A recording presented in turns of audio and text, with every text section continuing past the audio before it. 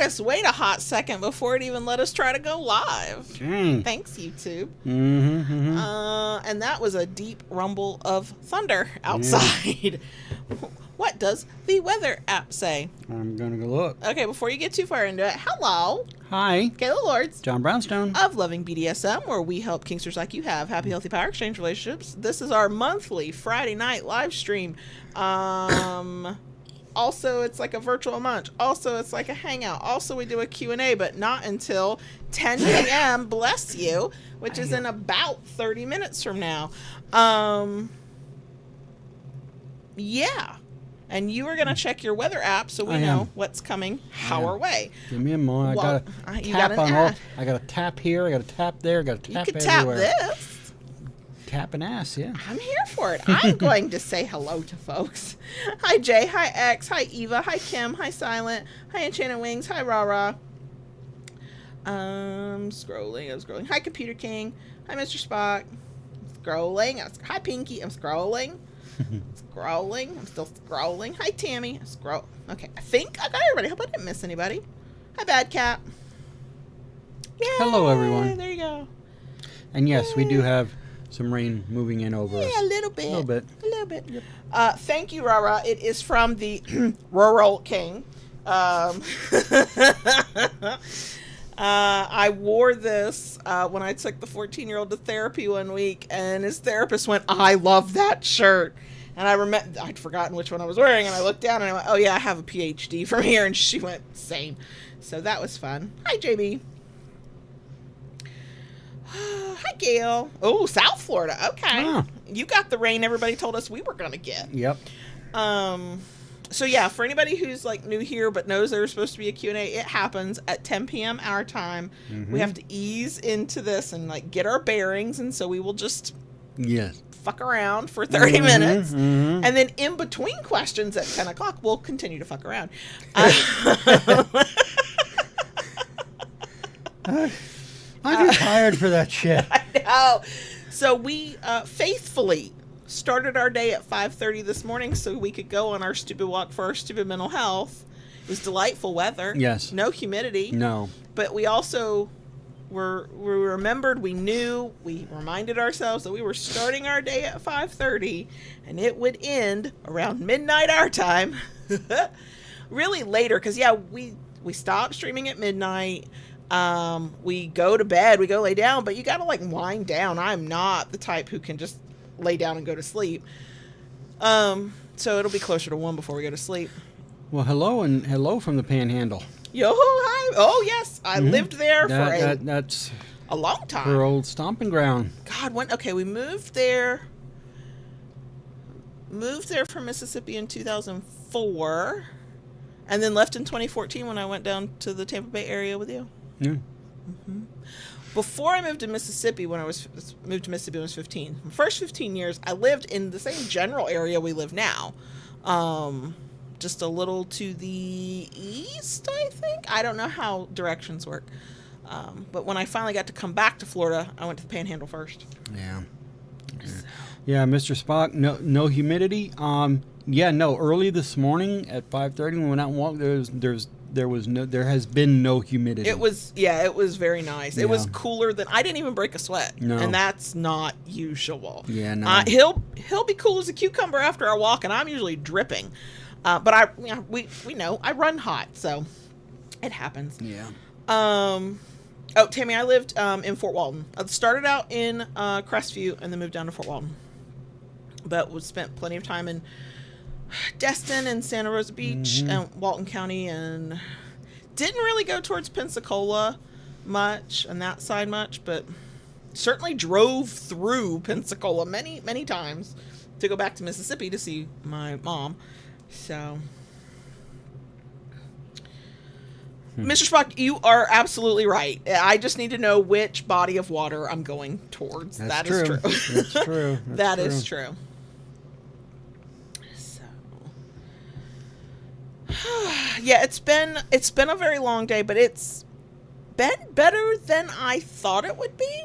In some ways, yeah. It didn't go as planned. I thought my mom would be here between like 8 and 9 this morning. That did not happen. She ended up doing stuff with my aunt and uncle. They had an appointment they needed to go to, and she was like, you might need somebody who can actually see to drive, because my aunt is, I think, legally blind now, or should be declared so, but I'm not 100% sure. But she's not the one you really want to drive through a strange place. She's not it. So my mom was like, hey, how about I go and I help? So I worked longer than I planned to, which was fine. I got more things done. And then she didn't get here till like 1 o'clock. Okay. We hung out for a while, just me and my mom. And then we left at 3 to go get the 18-year-old, because he's here for the weekend since his grandmother's in town. Yep. Hilarity ensued on to and from. We get back to town. My mom heads to my aunt's house. We all have decided we're going to meet up at a restaurant for dinner. And I'm on the way to dinner. Our 4-person family unit, we're cracking jokes. We're having a good time. The boys are being highly inappropriate just for the reaction. I taught them well. Or it's genetic. I don't know.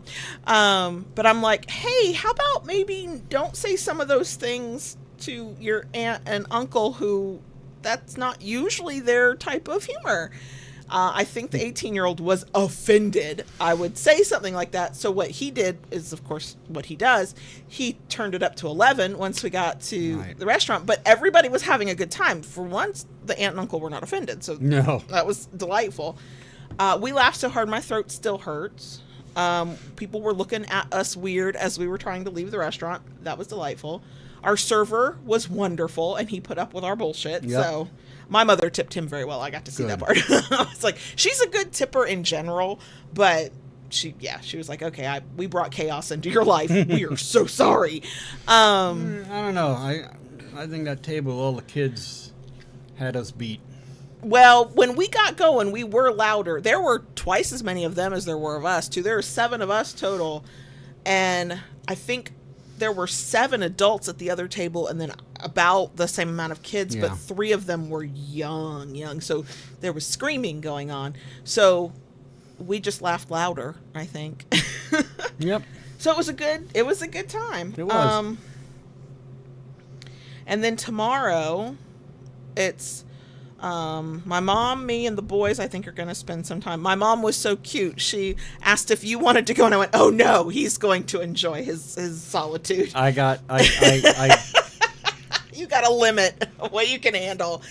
And we've already been sort of tap dancing on that limit. So he'll be there for dinner. You'll go to dinner. So it's fine. Yeah, I didn't even go to Gainesville to pick up the oldest. No.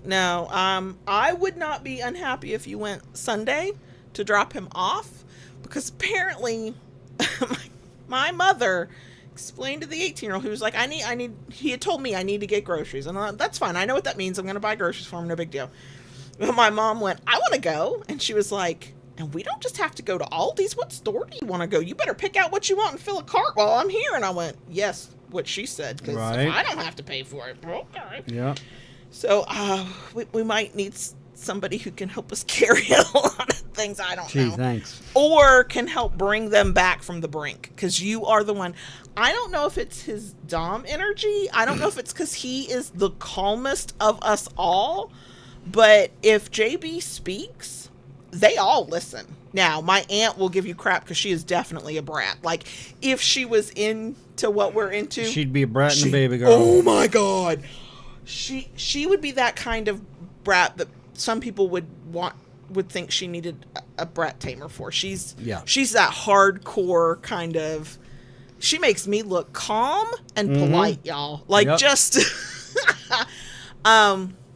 So yeah, but even her, she will usually kind of go, "Oh, he's speaking. I will stop and listen now." So.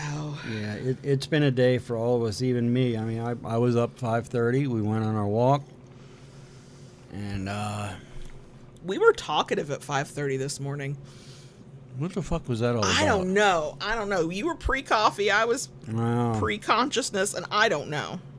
And me, I went out and worked in the shop. And you worked and you worked and you worked. And I did. I pushed because I missed work yesterday. Yeah, he helped me clean the house. Helped clean the house and get ready for. And we had to for your clean, mom. y'all. We had to clean. Yeah, So. yeah. And Friday is usually when I like to bring things in and drop them on her desk and say, "Okay, Your turn. out of my hair now, and your turn." And you did. And I did. I think I ate lunch, around 2 o'clock, 2:30? Yep. Which is why I'm glad we had a later dinner than we usually do. Yeah.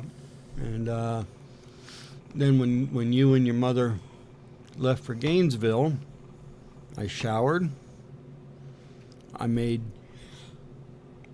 prepped 2 jars of cold brew, put in the fridge. Oh, good. I meant to say something that we were going to Done. need coffee. Okay, yay. That was the other thing I did while you were gone. I made a couple jars of cold brew. I did the dishes. I appreciate that. Fed the fur babies. Appreciate that, too. Researched a part I need for one of my dogs. You were very busy. Yeah. Yeah. Yeah. Yeah. We had Italian at, like, what is supposedly and apparently a New York, like somebody who moved down from New York brought their, Italian food with them. And for the first time in my life, I had pizza with broccoli on it. Yeah. And it was good. It was the house pizza, house special. Like 85 meats, 25 vegetables. We were like, can you hold the olives? That's out of The only everything thing, you've yeah. listed. We just don't want the olives. I'm sorry, folks. That was me before we started streaming, so I'm glad it's just one of us now. Yeah, but it was a good time. The youngest was talkative. Yeah. He helped order his own dinner. Like I led the conversation for him, partly because I was closer to the server anyway. We were at a long table and he was off in the corner. But, when there were questions, he participated, and that was a really cool thing to see. That's not what he usually does. And the 18-year-old was sort of the life of the party, shocking his grandmother every chance he got. It was delightful. So I got a little payback in the car when we got home, saying shocking things to them. I think I shocked the 14-year-old more than the 18-year-old, but whatever, whatever. It's fine. Shock is shock.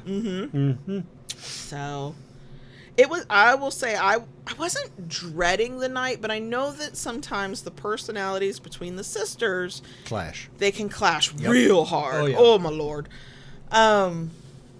Did I give my mother a lecture on both she and her little sister are holding on to grievances from 55 plus years ago, and maybe therapy would be a good thing for either or both of them? Yes, I did. But yeah, everybody was just down for a good time tonight.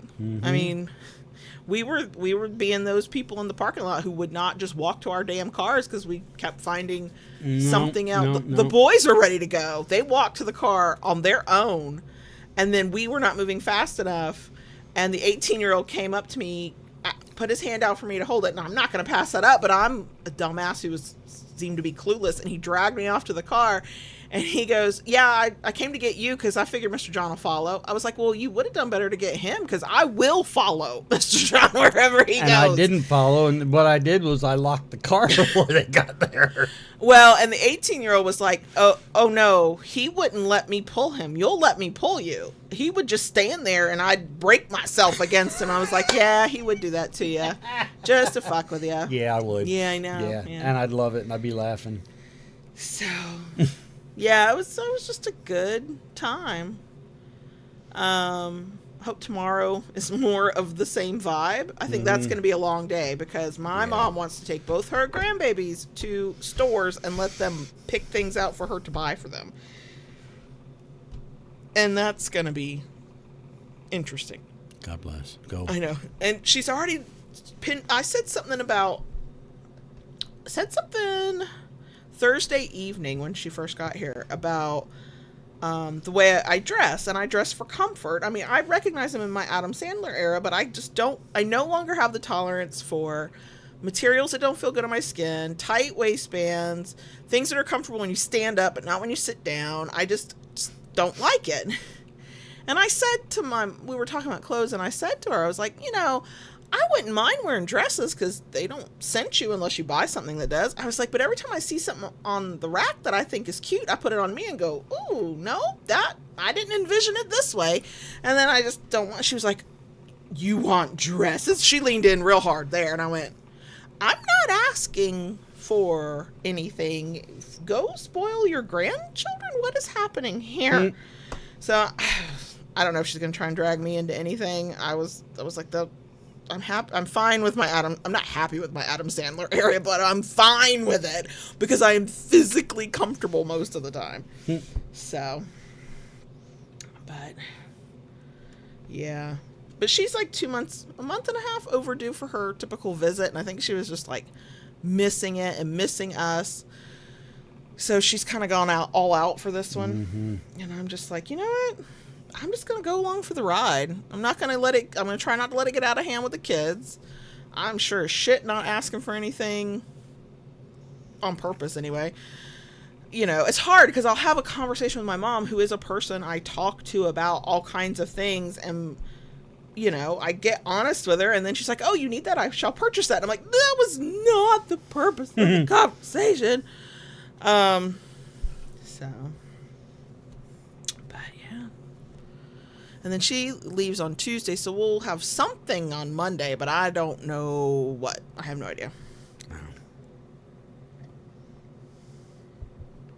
But there's been a lot of talk of popcorn in the live chat, and I would like to say popcorn is absolutely an acceptable lunch, and but not dinner.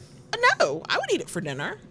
That would be girl dinner for me. If you were gone somewhere and I didn't have to feed a kid, and hell, even if I did, and the kid in question was just not that hungry, I like to put shredded cheese on my popcorn. That makes it more like a meal, like more substantial to me.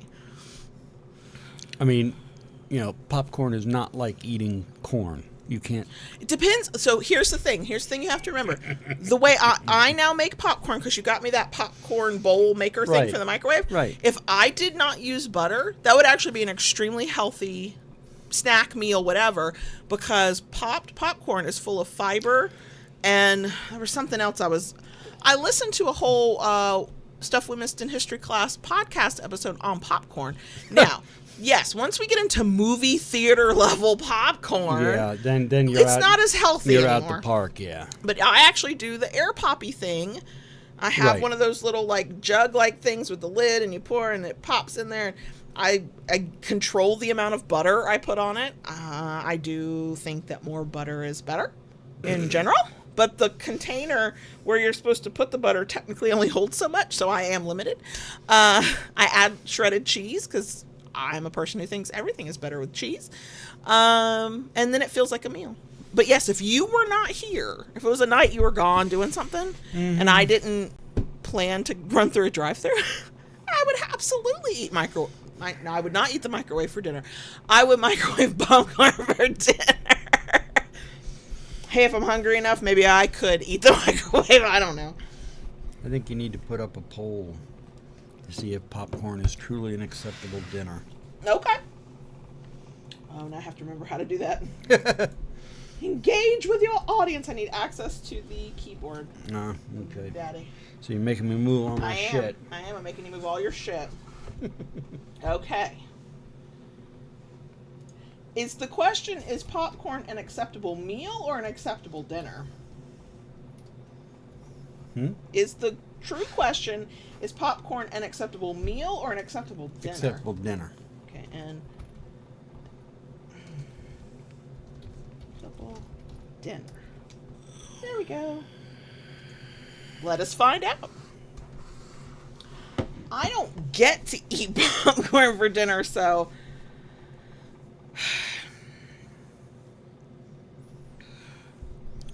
You know, but I do eat it for lunch. You do. Frequently. You do. So far, yes is got a strong lead there. I see it. It's very strong lead. Very strong. So a couple of y'all might be in a minority here. Just saying. I'm thinking some of y'all are not connoisseurs of girl dinner. And I say girl dinner, and I know that sounds gendered. I don't think of it as... It's that, like, that meal where you got to just like pull shit together, because who has the time, energy, or desire to like make a fucking meal? So if you want to call it something else, that's fine. But yeah, just saying.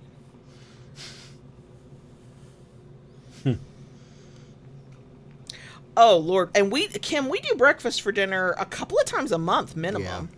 You can tell when we're having some rough times, because I don't mean financially. I mean like we don't have time, we don't have patience, just we don't have tired, anything. Just need to. Because it'll be breakfast for dinner one day a week, every week for a long time, and we try to get creative with it. We're like, oh look, we'll make air quote breakfast tacos. It is the same eggs and bacon I always cook. We just put it on a tortilla. Yeah. Yeah. Our breakfast for dinner is very simple. That's why it is like a go-to, we're exhausted meal, because it's scrambled eggs, bacon, and it's toast. Yep. Sometimes if we have energy and I'm just like, I am so bored with this typical, I will sometimes make pancakes. I will sometimes fry up potatoes, sliced potatoes. Oh, that shit's good. That does require energy and time. We've done hash browns a few times. We've done hash browns. We did that for a while. We were doing that. I've done one time. We've done biscuits and gravy. I remember that. Yeah. Ooh, Andre, yes. Put bacon on it. Yep. Hell yeah. Everything's better with bacon on it. I believe so. Yep. Yeah, yes is a strong contender. I'm so sorry to anybody who does not think popcorn can be a meal. Just saying. You know, I find that ironic that you are anti-popcorn for dinner when typically it won't happen this weekend because we've got company, but one night a week we have movie night in front of the TV and you eat a corn dog, 4 pieces of naan with hummus, and some potato chips.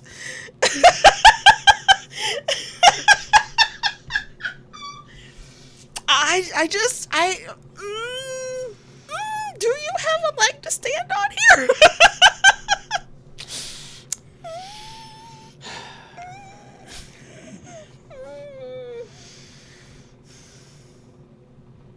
Oh my God. Oh, Mr. Fisher, we only cook our bacon in the oven. Every once in a while I'll cook it in a pan on the stovetop if it's like 2 pieces or something. Mm-hmm. But if I'm making enough for the 3 of us to eat bacon, it goes in the oven. And we've got it down to a science. We line the sheet pan with aluminum foil, and all the bacon grease is contained in there. You don't even have to wash the... Mm-hmm. The only thing, and I understand why we don't do it, because I think it would get out of hand fast, but my southern roots just cry every time we do not save the bacon grease. Yeah. And bacon grease is the superior by flavor, at least, grease. But I saw a thing, and I know you'll probably cringe on this. Guy saved all the bacon grease, and then when he made popcorn... That sounds good to me. I would do that. I would bacon-flavored popcorn. Hell yeah. Look, if we did it the way my great-grandma did it, and my grandma did it, and all the old ladies of my family back to I don't know when, we would have an old, like, cleaned out, like, old coffee can or some kind of, like, container that used to be for something else that can handle grease, and it would just sit on our oven at the back, and it'd just be bacon grease, and when you need it, you just scoop some out. That's how it was done. Mm-hmm. Well, you know, it got to the point, you used to save bacon grease. Then they came out with Crisco. Yeah. You know, you just have a thing and you just scoop out Crisco. Yeah, and now Crisco and things like it have their place in meals. Lard has its place in some cooking. But bacon grease was you already had it if you had access to bacon, you know, or pigs or whatever to make bacon. But, we just don't cook with grease or oil often enough the way we tend to cook. And so I feel like it would accumulate and accumulate and accumulate, and nothing would happen. So, yeah, DS Bunny, I do not think you're gross. Saving your bacon grease, that is a time-honored tradition of I don't know how many regions and places and hell even countries. Nope. You know, with popcorn... I like buttered popcorn. I love movie theater butter popcorn with extra butter and extra salt, and it is no longer a healthy snack.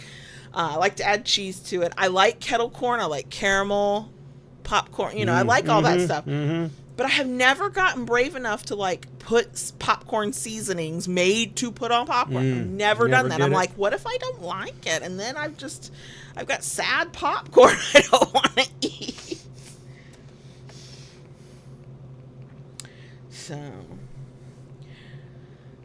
So to me, because I don't pay attention to stuff, the hot honey thing I keep seeing online feels very new. It probably is not. It's probably been some part of some cuisine for thousands of years, because that's typically how it works. But what I'm trying to figure out is what exactly is hot honey made of? Obviously honey. Got it. What's the hot? Is the hot sauce? Is the hot chilies? How hot is hot?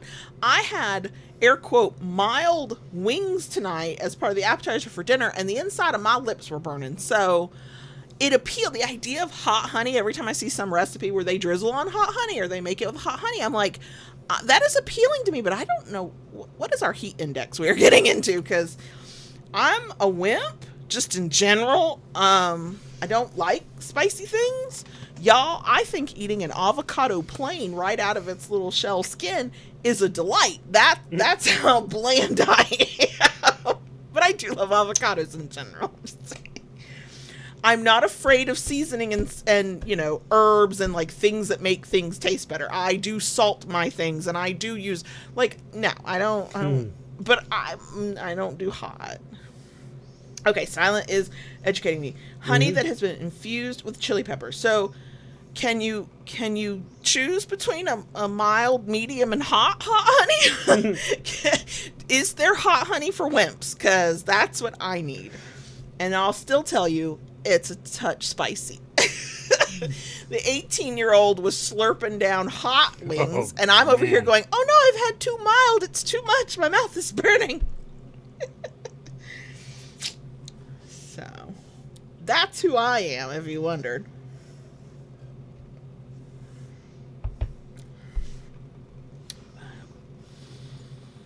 Yeah, the one thing I'm kind of not sad, like actually sad, but I'm all like, aw, the kid is no longer going to his physical middle school, and middle school would be over for him anyway. So we no longer have access to the band fundraiser of kettle corn. No. That was some of the best kettle corn I've ever had in my life. It's like, we got it. We bought it for the fundraiser. It was pretty cheap. It helped the band out. That was great. And then we couldn't stop eating it. We were like, we'll just have a little. No, there's no such thing as having a and little. These were massive bags. You paid $8, and the bag was like 2 feet long minimum, and like it was full. It was, oh my god.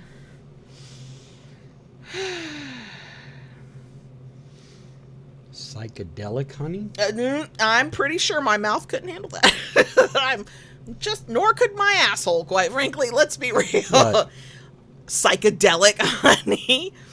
If we're talking psychedelic hot.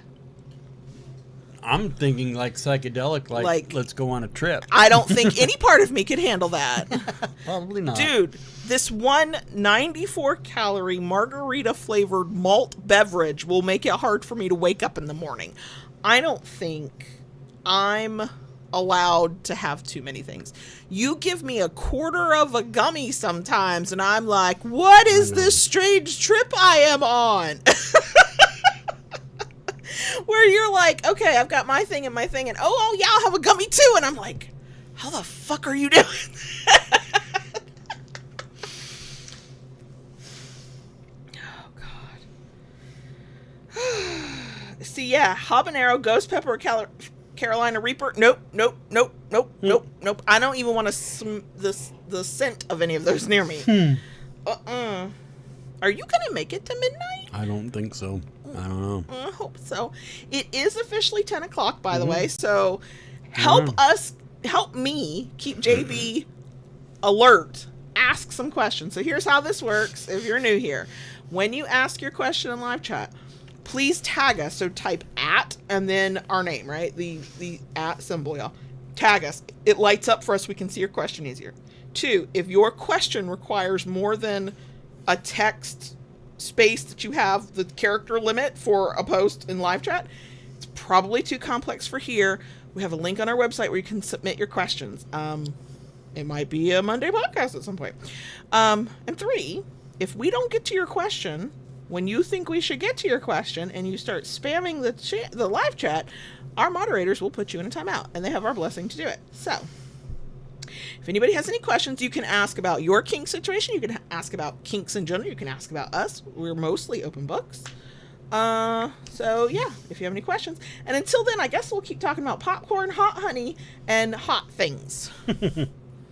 I'm here for it. It's fine. And now soy sauce.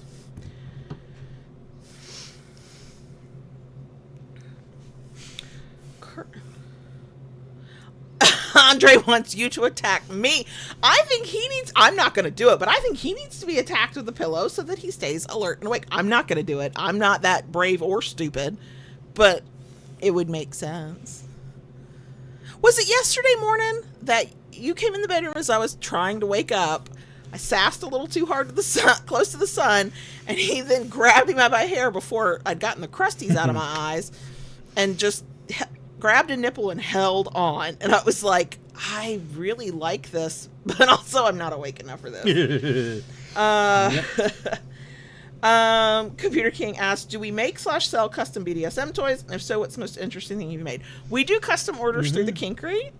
You are our maker. What's the most interesting thing you feel like you've made? Interesting thing? Oh, gosh. Most interesting.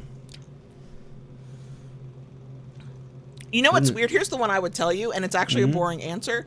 The very first Rough Rider was a custom order. True. And we loved it so much, we went, we will make a lot of these and sell them consistently. Yep. And it was kind of the same way. You know, I would say, oddly enough, you know, the very first wooden butt plug I made. Yeah. Yep. You know, I had somebody approach me for their anniversary was wood, and they wanted and they were into anal play, so they wanted a wooden butt plug. Some of our coolest products and ideas have come from other people, quite frankly, because Kinksters are creative as fuck. Oh, yeah. And let's see, what else did I... God, I don't know. Put me on the spot now. I know, and you're not like fully computing right now. Yeah. So...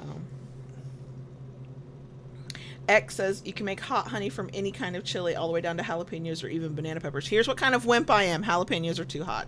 Jalapeno as a flavor, like there's no seeds and it's like just the essence of jalapeno, I'm okay with. Jalapenos are too hot. So, DS Money, the Rough Rider is one of my favorites now too. Truly.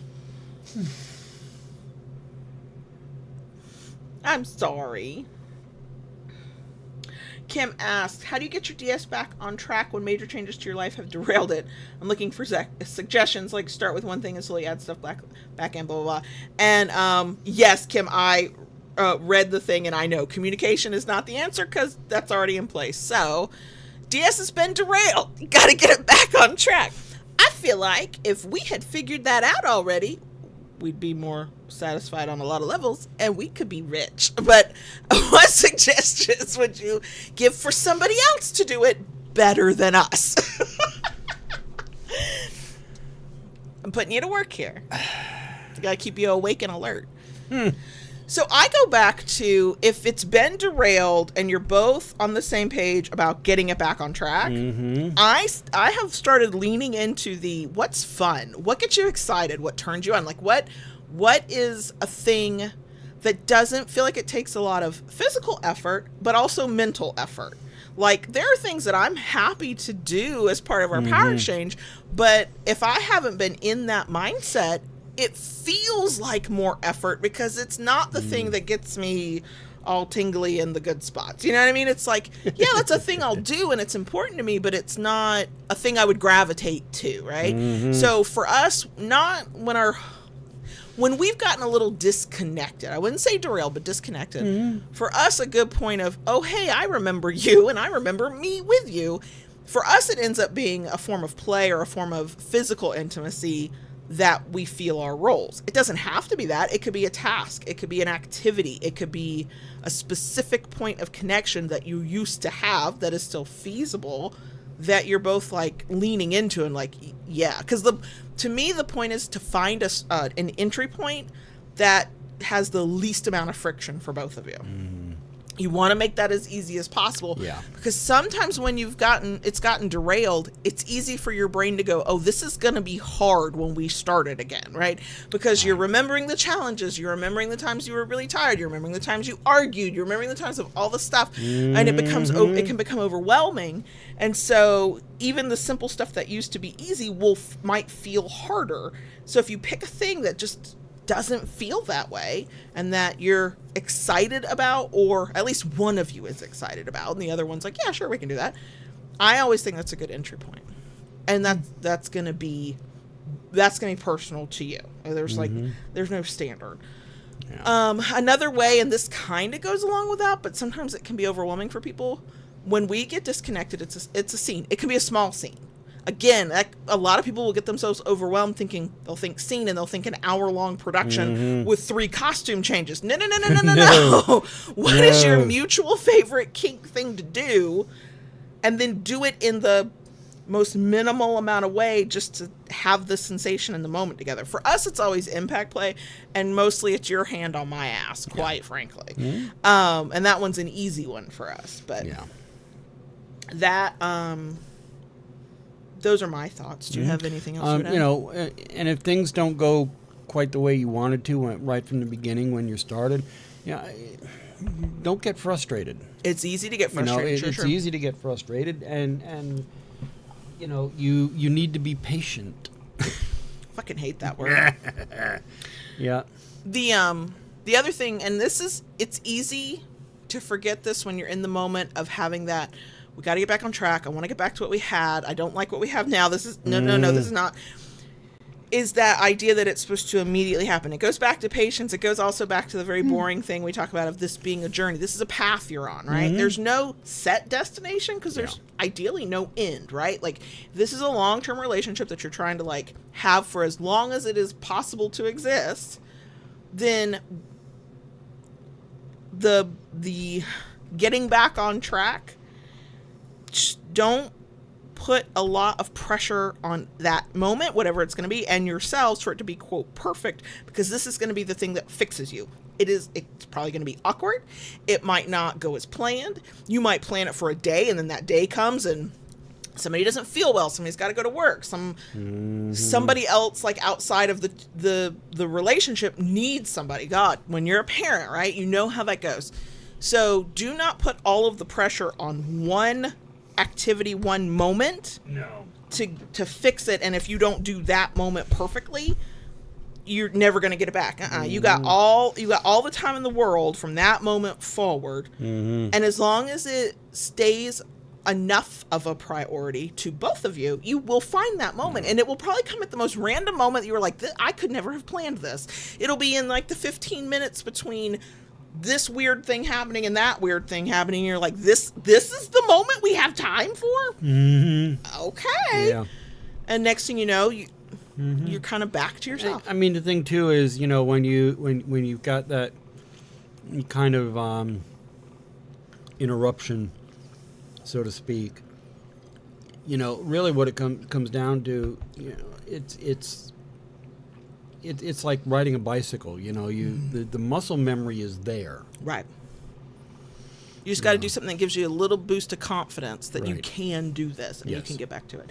And the other thing I would say is if your power exchange gets derailed and you're trying to get back on track, I need you to let go of thinking you're going to get back to exactly what you had before. Yeah, no, a lot of times you're going to have to shift. Something's going to be different this time. And it's going to be different than what you had before, because whatever affected you to have to, step back from it. You're going to have to accommodate for that, most likely. Right. You probably have to accommodate, and certain things are not going to look the same. I think in early days of us living together, so for anybody who doesn't know, we were long distance for the first 18 months. June 2020, nope, not 2024, 2014, we moved in together. We had pipe dreams of what we thought that was going to look like. We put it on hold for 2 weeks, right? Then we eased into something that worked for us. Well, the thing, I'm not talking about those 2 weeks we were off, but what we were doing in the beginning of our power exchange when we first moved in together 10 fucking years ago, this month, 10 years ago. Yep. It is not what it looks like now, y'all. No. Not, I mean, the sentiment is there, the desire is there, the what we want to be to one another is there, but the mechanics of it, nope. There are a few things that have stuck. I make his coffee, I pull down the bed, I ask for permission to go to bed. Yeah. But the way we interact, what I ask for permission for versus what is understood, that's all changed. It was, for us, it was a lot more formal. In the beginning of living together, it was very formal. And now it's become a much more relaxed. And so that for us was, I don't think it was purposeful. I think it was a natural shift. Yeah. And how our lives shifted and we shifted along with it. There absolutely were times, though, that we came back together and went, things are different.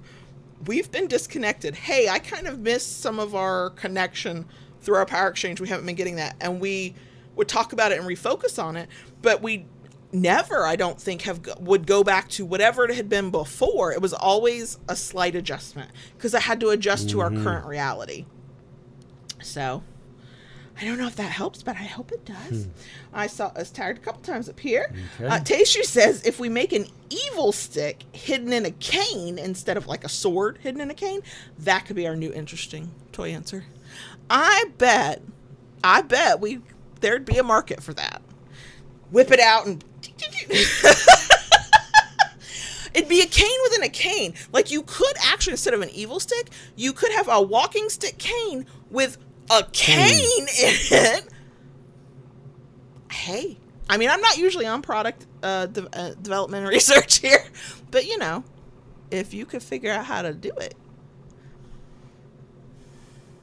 somebody could pretend to be a swashbuckler while they're buckling that ass. No, that's not. I don't know.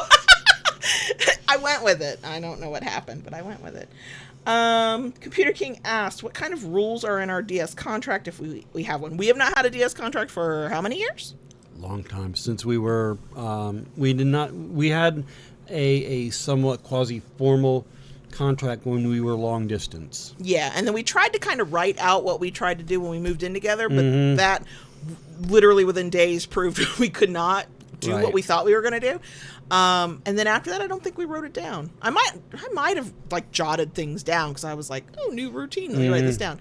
That being said, we have rules in our relationship. Yeah. The biggest one, and it is the one that encompasses everything, primarily, it kind of has to when I have a mouth on me, and I know I do. And that's we have to be respectful to one another. Always.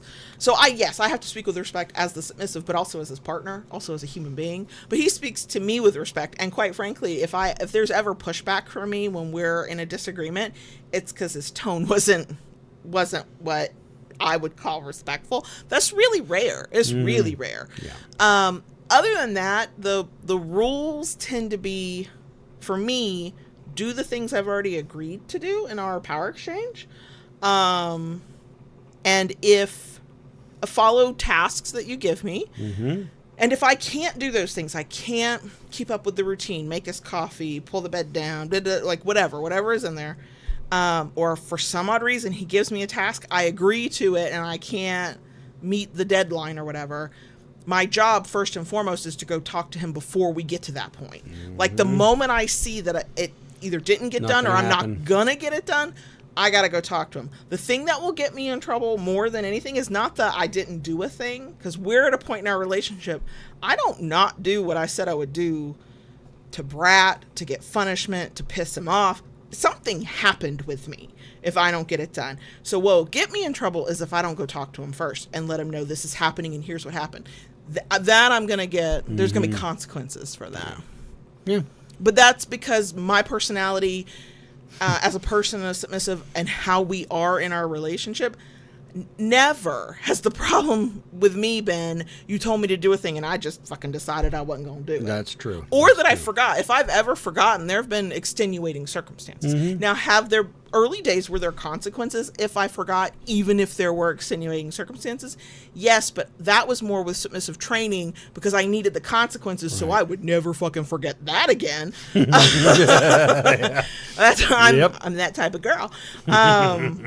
So yeah, but our rules are There's not a lot of rules. There really isn't. Ultimately, JB is the decider in our relationship, with a couple of things being off limits. Parenting does not come under our power exchange at all. We are total equals in that, and I get rowdy and raucous if I feel the need to. Our business is like that. We make decisions together. Neither one of us makes decisions over the other one in business. But the rest of our life, he is the decider. So ultimately, even if I think I know what he would say, I still go to him every time. This is your decision. Here are your options. That's usually what I do. I'll figure out the options. Pick one, right? Or give me a special third option I didn't think of. And then it's respect, and it's do the things I'm told to do. Because that's how I like to submit most. I like to know what I'm expected to do and either be left the fuck alone to do it and get it done, or come to me when you need me so I can, so. Okay, scrolling. Gail asks, what types of discipline do we use in our DS dynamic? I've written lines. That embarrasses me. I've said that before. I'm so mortified that I have to sit there and write the same fucking thing over and over again. I've had you stand in a corner. I hate corner time. I've actually had you. Corner time. I think once or maybe twice I've actually had you in against the wall with a quarter. You had me kneel on sandpaper. Because I had already kneeled on rice for a former partner. That was not as bad. Right. Yeah. I had a point of reference to go. Now I wasn't dumb enough to tell him, y'all. It's like, I didn't lie and go, oh no, that was the worst pain ever. I was like, yeah, that was, no pun intended, that was rough. But I had, for a former relationship, I had to kneel on rice. And kneeling on rice is one of those things that it doesn't really hurt after a while you're kneeling on it. The pain comes when you're off your knees and you have to get the rice out of your skin. Holy shit. Guess what? Whatever I did wrong on that occasion, never did that shit again either.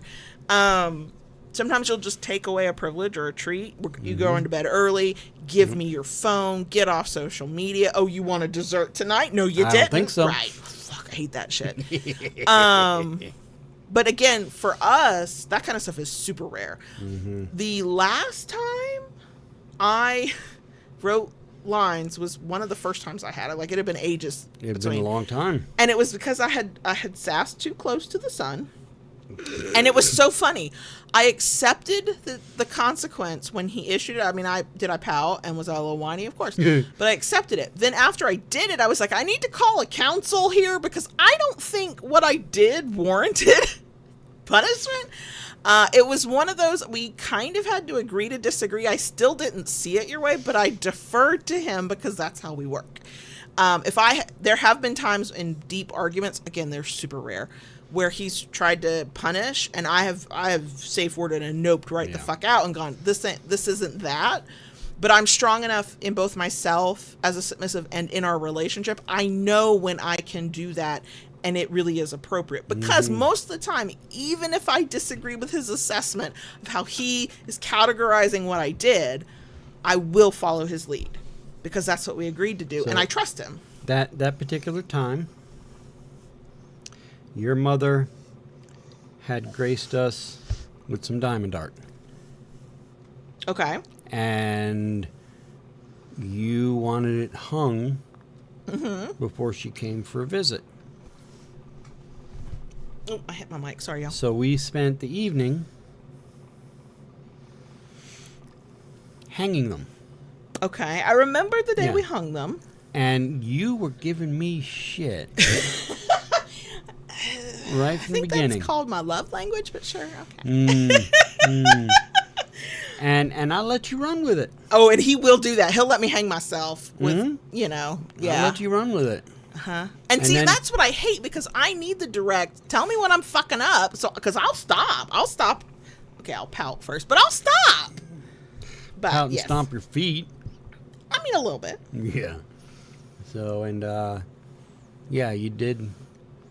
And when we were done, I handed her a notebook and a pen. Oh, God, it's more, there's something about it that's so mortifying to me. But that was a time, like, I think for 30 seconds I tried to argue, and you just gave me this look, and then I realized that our children were home and could have heard, and I was like, that's not a weird question I feel like answering, so I just shut it. Did what I was asked to do, also had the thought in that moment, oh, this is future content, because of course, But when I was done and I went to show him, you know what's weird? As mortifying as it is, because the last thing I ever want is a fucking consequence, right? As mortifying as it was to do it, and then as kind of embarrassing as it was to go, here, I did it, I still had this weird source of pride, like, I did the thing you told me to do, because ultimately, I want to do the thing you tell me to do. But we did have a conversation, because I was like, I don't see what you were seeing, and I need you to be more specific so that I don't do it again. When it comes to sass, I'm gonna do it again. Not out of malice, not because I don't give a fuck. You can't help yourself.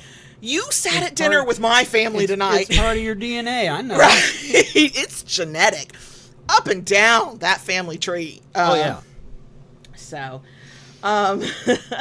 the only ones at the table who were quiet was the people who married into the family. Myself and your uncle. Yeah, the people who married into the family were the only ones. And, because a few times we were sitting catty corner across his long tail. He just looked at you. Yeah. So you haven't been in it quite as long yet, but he's Right. been around it almost 38 years. Right. So you'd think he'd just be used to it, but no, it's a lot. And once we get going. Mm-hmm. I mean, act of God might stop us, but we could be in a tornado and still be like fussing in a playful way with one another. Yeah, we're a delight, I'm sure. Okay, DS Bunny. Speaking of degradation, my Dom and I are trying to play with bullying. Any resources, suggestions, anything else? I don't have any resources. Well, the closest we do have one or two older episodes on humiliation. Yes, we've talked about erotic humiliation. Yeah. That's the thing I was kind of thinking of, and not as a resource, and not even really a suggestion, but just a reminder to be. You might not always know either of you your triggers before you get into it, and it happens. You're like, oh no, that's not a good thing to say. But anything you will not be able to handle hearing from a partner, make that very clear. I have very specific words. JB, I'm like, no, you can't say that to me. Mm-hmm. I don't know if anybody clocked it. It was the episode last week. You made a statement to me, and in the middle of it, I went, I don't like that. Yeah. And I could see he felt bad. He doesn't want to say something to me I don't want to fucking hear. Not in the, Dom way, but like, that hurts my feelings. And I didn't want to get into it here, so I went, I'll talk to you later. Mm-hmm. And it was no big deal. It was over and done. He didn't belabor the point. I wasn't, we were moving on. Well, when we got done, and I know he felt guilty and he felt bad, which is the thing I love about him, except my subby heart is like, please don't ever feel bad about something. I can't handle it. Anyway, so everything calms down. I'm like, hey, I want you to know what that is about. That thing you said that I can't even repeat. I dislike it so much. Yeah. I could tell you later privately, and I still wouldn't like it, but I could do it. Yeah. I was like, that's a thing I heard in childhood from a person who shouldn't have said shit like that to me. It's hard. I can't. That hits a different button than you mean to hit. And so we just had a quick conversation, and it was one he couldn't have known, and I didn't think about it until I heard it again. One of those hidden triggers. So right. And it wasn't a serious one. It was one I recognized both your intent, and I was just in the right frame of mind that I was like, I couldn't handle that here and that again, but I could handle it in the moment. So if you're going to play with that kind of thing, any triggers you have. And then the other thing is just realize one or both of you might hit a landmine there that you just didn't know existed. Mm-hmm. Nobody has failed. Nobody's bad. Just stop everything. Right. Check in with each other. Have the conversation. Put it on the don't say that list or don't do that list.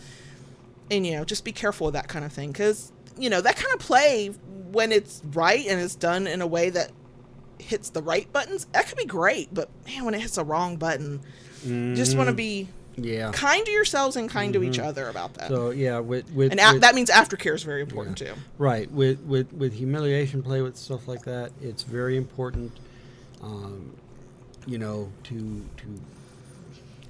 lost my train of thought. I'm sorry, I didn't even interrupt this time. You didn't. Like she said, aftercare is important. But it's important to be mindful, and if something happens, you need to stop. And we had an incident one time, because of the way it happened, we couldn't even talk about it right away. When we had the breath. Oh yeah. And I had a panic attack. She had a panic attack, and we had everything stopped, dead stop. Lock up them brakes, And it wasn't until the next evening Yeah. that you were in a space that you could even talk about it. And that's when we started figuring out how bad my anxiety could get. Yep. Yeah. Yep. You know, and I know from my perspective, when I have to, I've gotten much better. I think probably because our very first scene I had to safe word and it went well. And I've just, with you, I've never had the hesitation to safe word. I will try to see, can I take this a little bit longer? Am I wimping out here? But it's not because of pressure I feel from him or that I don't want to disappoint him. It's like, wait, am I? Can I? No, I can't, right? But I do always about everything have that feeling of I don't want to stop your fun. I will. Fucking will. But I don't want to. Yeah. Part of what helps for me, from my perspective, is you have never. It's always been a matter of fact, and I've never been made to feel guilty. You've never given off a vibe. You've never shown your disappointment that what we were doing had to stop. Like it's that good. But what I have clocked from you is if you think you did something, and that's why I safe word. If you thought you personally were the reason I had the panic attack, or you fucked up a strike with a flogger or a cane, whatever we're using, or you were the reason it went wrong and I had to safe word, you are not a person who walks around with a ton of guilt. You're usually pretty pragmatic about it. You go, mistakes happen. I'll get better. It'll be fine. We always talk through it. But I can tell when you're carrying residual guilt. And it's usually brief. It's usually like, it's never like weeks and months or whatever, but you're a little bit like, are you okay? Like, did I hurt you? Right? Yeah. Yes. I do. And so that is the feeling I never want you to have. I will safe word the fuck out. Like, that's not a question for me. Right. But that's the thing that I'm actually thinking about is when you feel bad, even briefly, that you may, like, something went wrong and you might have been the one to do the thing to cause the problem. Yeah. Anything else you want to add to that? Okay. Pinky asks, best and most challenging parts of living, loving, and working together as a couple. It feels like a dream to be around each other often, but I imagine it was an adjustment. How did things change? I will say our DS calmed the fuck down once we did literally everything together. Partly because there are parts of our life we just have to keep separate from power exchange. I don't know if I would feel different if you were the kid's bio dad and had been there from their birth, like part of the shaping who they are from the womb. I truly don't know if I'd feel different. But I had the time and the time and experience of a parent that wasn't good for them, just me, myself, and I. And being a single mom, there's no way with that experience I would ever defer to another human being on the decisions about the boys, right? So we have to be equals in that. The business, because we each bring our own individual strengths, right? And we each have strengths in running a business because he's got his experience as a former business owner, and I've got my experience in what I'm good at and just where my skills lie. It doesn't work for one of us to make all the decisions for the other in a power exchange way, because though you do really well with making decisions with my input, there are things he cannot decide because that part of the business only happens because I'm there doing it in the way that works for me. So we had to keep those things outside of our power exchange. But the problem is when parenting and business suck up 95% of your time and you do not exist in your power exchange in those spaces, that leaves a very little room for power exchange. Now, I love the fact that I get to be with you every day and we get to work together and we get to bounce ideas off of each other. I love that. And I was going to say, I would not trade this for the world. No. For anything. I agree. Yes, we absolutely do play off each other's strengths. And it's funny, but the good thing about working together the way we do is that we're always together. The bad part about what we do and the way we live, we're always together. Right. Man, if you want to jump on each other's nerves and do jumping jacks with them. Right. Jump rope is what I meant. You know what the fuck I mean. That's it. So, it's the always being together. Always there. And I think that's why, to a certain extent, our work days do diverge. Yeah. Okay, you're primarily here. I'm in the tiny shop most of the time. And I've noticed if we're both working outside on the same day, I will go, where are you working? Because if I'm pouring resin, you can't be flying. I can't be. Yeah, no. But I've noticed when we are working on our own separate things in the garage together, it's like when we're trying to be in the kitchen together.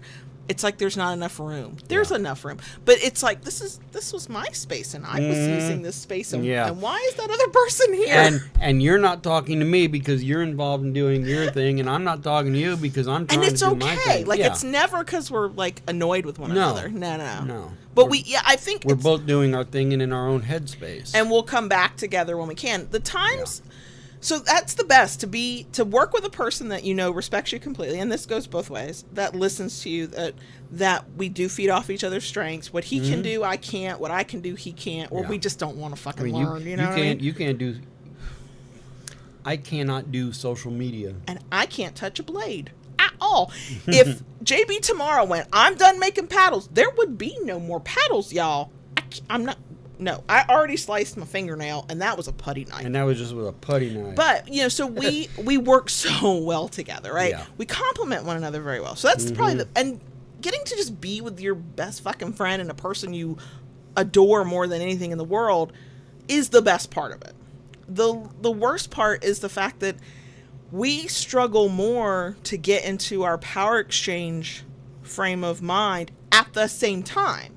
So it's when we were long distance, we could plan for that. We had a finite amount of time when we were together. We better make it fucking count, right? Okay. When we first moved in together, I was starting my freelance writing business and was not very busy with work yet. He still worked an office job. So we had physical space from one another, and when he came home, there would still be the overlap of time where parenting had to take priority, get dinner, blah, blah, blah. There'd be little things I did as a submissive, but it was very subtle. And then the kids are young enough, they went the fuck to bed at a fairly early time, and we had set time. We might not do anything overt, but we could be together in that way. He was dom, I was sub, we were just existing together.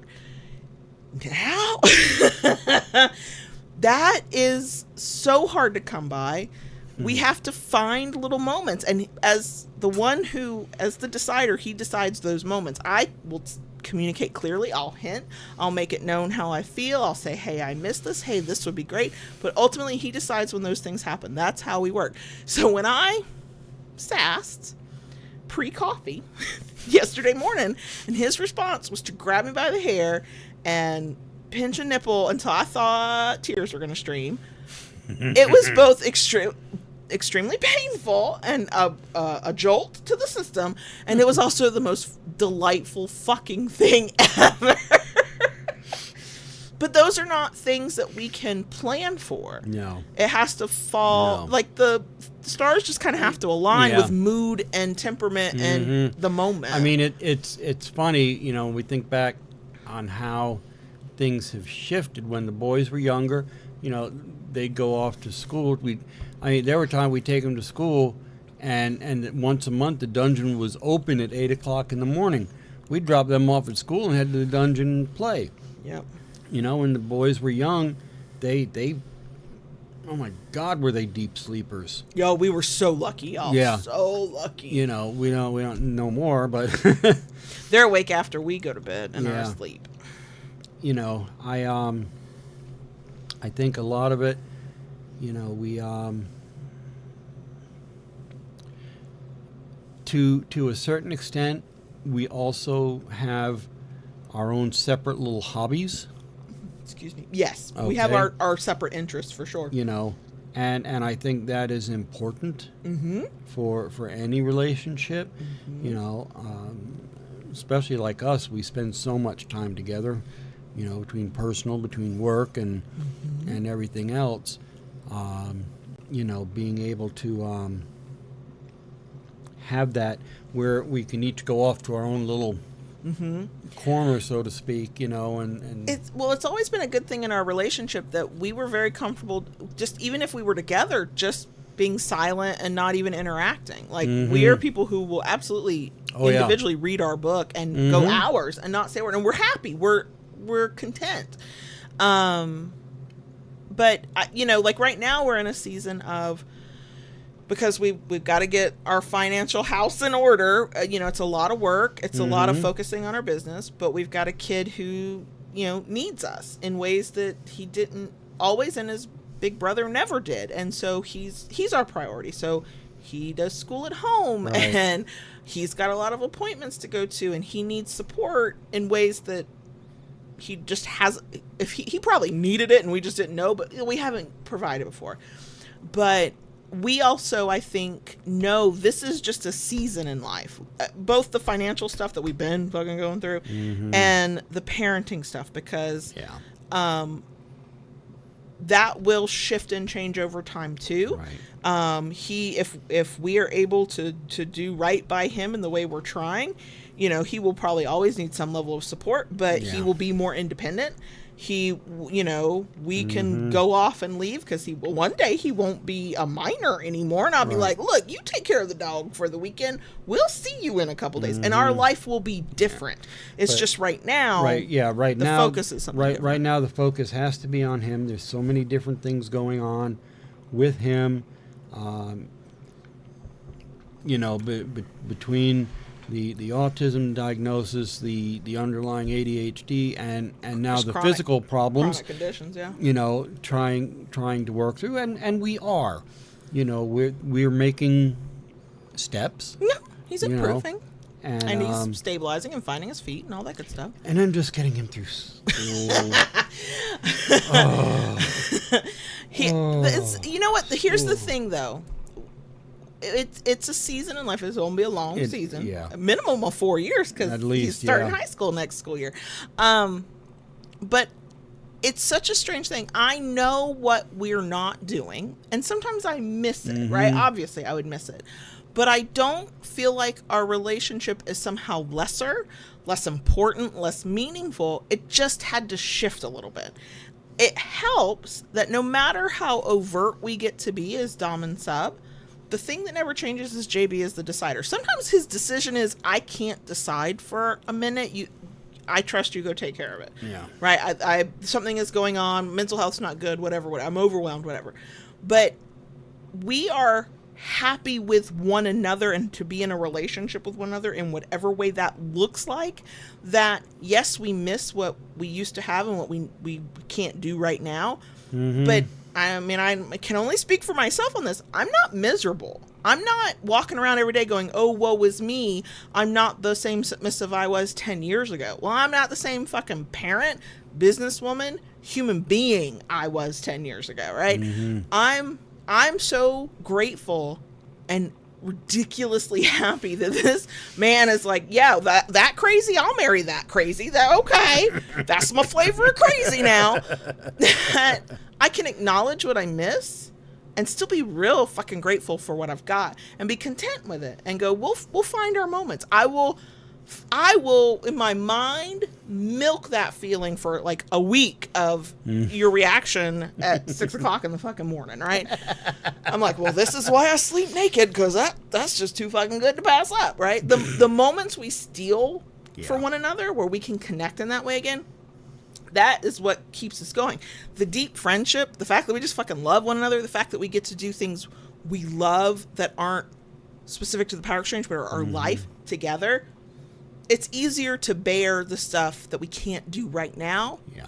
That we'll get back to in some form or fashion. Eventually, we'll be like the old retired folk. Well, he'll be that sooner than me. I get it, 18-year age shift. But we'll be the people who are riding around on his motorcycle every weekend, and y'all be like, where are you going now? I don't fucking know, but let's go. We'll get there. We're just not there right now. 30-year-old me could not have been that level-headed about it. 30-year-old me was way too impatient. Yep. 44-year-old me is a little bit better. Okay. So I saw some things come up, so I'm gonna. A couple more things have been popping in. Yeah, see, thank y'all for your questions. You're keeping JB awake, and I appreciate that. Computer King asks, "What is our fondest subspace or dom space memory?" For me, I have to say it was one night we were playing at 312, and. That was a club, for anybody who doesn't know. It was a dungeon. Yeah, a dungeon. Sorry. And my gosh, I cannot remember her name. She was playing off in the corner. Yes. From us. Yes. Yes. You know who I'm I talking do. about. You know I could exactly see who? her. Yes, see her in I my could. face, my head. See her face in my head. Brown sugar. Yeah. Yep. Yeah. And I had you were strung up, your arms that was one of my favorite positions. And I had a full 360 and you used access it to you. And I just got so caught up on what I was doing, and then Shug seen, and we just started feeding off each other. The rhythm matched each other, and I don't know if we had music or not, but there y'all was music. Yeah. Y'all were playing, and there was impact for both, and at the same pace and rhythm, and it became like a call. And we were just kind of like trading energy back and forth with each other. Yeah, it was the rhythm of it was he would hit me, and there'd be silence from the other side, and that hit would go, and it was a call and response is what it was like. That was yeah. I remember that. Yeah. So that for me has been a very memorable time. The most memorable Subspace was when we were still long distance, and I was on a business trip in Orlando, and you came over, and it was the second time we had destroyed a hotel room, but I had to stay there for a couple more days. Yeah. Oh, I left a good tip for the housekeepers when they had to clean that up. But I hit Subspace, and it was one of those times where I could speak, but my body didn't really want to respond the same way. Not that, like, I didn't feel anything. I could not necessarily move. And typically when I would hit a certain level of Subspace, we'd have to stop because I could not communicate good, bad, whatever. And we kind of stopped, and we took kind of a breather. And my head, it was like I was high. I was floating. You were. But I told you, and I'm not normally like this. I went more and harder. Yep. And you shoved a washcloth in my mouth as a pseudo gag, and then broke a hairbrush over my ass. That hairbrush is still lit. I popped it back together. It lives in my purse. I use it to brush my hair to this day. And I don't even remember what all we did, but it was the only time I've ever had Subspace like that. Normally, if I even hit it, which is no guarantee, I just kind of go like I can't speak, and I can't quite think clearly either. This time it was so frustrating because it was like my mind was kind of clear, but my body wouldn't respond. So it took a while to physically form the words, but I was like, I'm in here and I need more. And I managed to get those words out, and we went for another hour. Oh yeah. It was intense. I don't know who we terrified in the surrounding rooms, but then by the time I got to the end of that, I was out of it. I was practically passed out. Yep. But yeah, that is a very memorable, a very pleasant, memorable one. Mally asked, "What are some tips for hitting Subspace for someone who's never hit it?" Like, I know it's not the goal, but I'm just curious. Here's the thing, I don't know of tips that quote help you get there. I'm glad you know it's not the goal, and try to keep that in your mind. The similarities, I think, have probably occurred, maybe not every time I've hit Subspace, but most times, were the times I was able to both simultaneously physically relax and mentally relax and emotionally. Like, my brain was just kind of quiet. Okay? I've never been medicated, so maybe medication would do it for me, but I have never just made that happen. The stars literally have to be in alignment. It has to be, the bills got paid and I'm not worried about money. The club has a good vibe, or wherever we're playing has a good vibe. The song is one that I vibe to for play. JB is using the exact right toys and tempo and intensity on me, and I have this momentary freedom where everything gets to let go. For me personally, that is so fucking rare that anytime I hit Subspace was a surprise. Now, the exception to that is my reality now, and since we've lived together. The only difference is when we were long distance, I would hit Subspace more, but here's what I think was happening. I was so fucking hyped up to be with him. You know, Yeah. we had built the anticipation. Yeah. We were together for a purpose to be our kinky fucking selves, and that could be play, and that could be power. We knew exchange. we had X amount of time together and to do what. And in that, and in those times when we got to come together like that, my kids were taken care of. I wasn't worried about them for a week or a weekend. Somebody else got to worry about them, and it was somebody I trusted, so they weren't really on my mind much. And Sometimes you sent them to your mom's. I did. She got a lot of time with her grandchildren when you and I were getting together. Yeah. But it was that sort of perfect storm of everything is aligned, and I could let go. It was more common, I think, because of the intensity of the emotions and the anticipation and the excitement, and the fact that we focused on our kinky selves for the time we had together. Once we moved in together, and then real life had to crash in. And I do not remember the last time I hit Subspace. I have kind of come a little bit close to what I consider my Subspace experience, but it's been fleeting. Like when we used to get to go to the dungeon or to a wherever, and again, the stars were in alignment. I can sing to a song I don't like. I will not enter Subspace because I'm mostly sitting there going, this feels really good, but fuck, I don't like that song. I can't get into it. We did a scene one time where the people next to us, because of what they were doing, and they didn't do anything wrong, they were just there was a little more chatter than I was used to. Well, now my brain's engaged, right? I'm not eavesdropping, but I'm aware. And so any tips I could give, I don't know how to tell you how to get there. I think it's because for me for all that to drop away, it's almost a meditative state.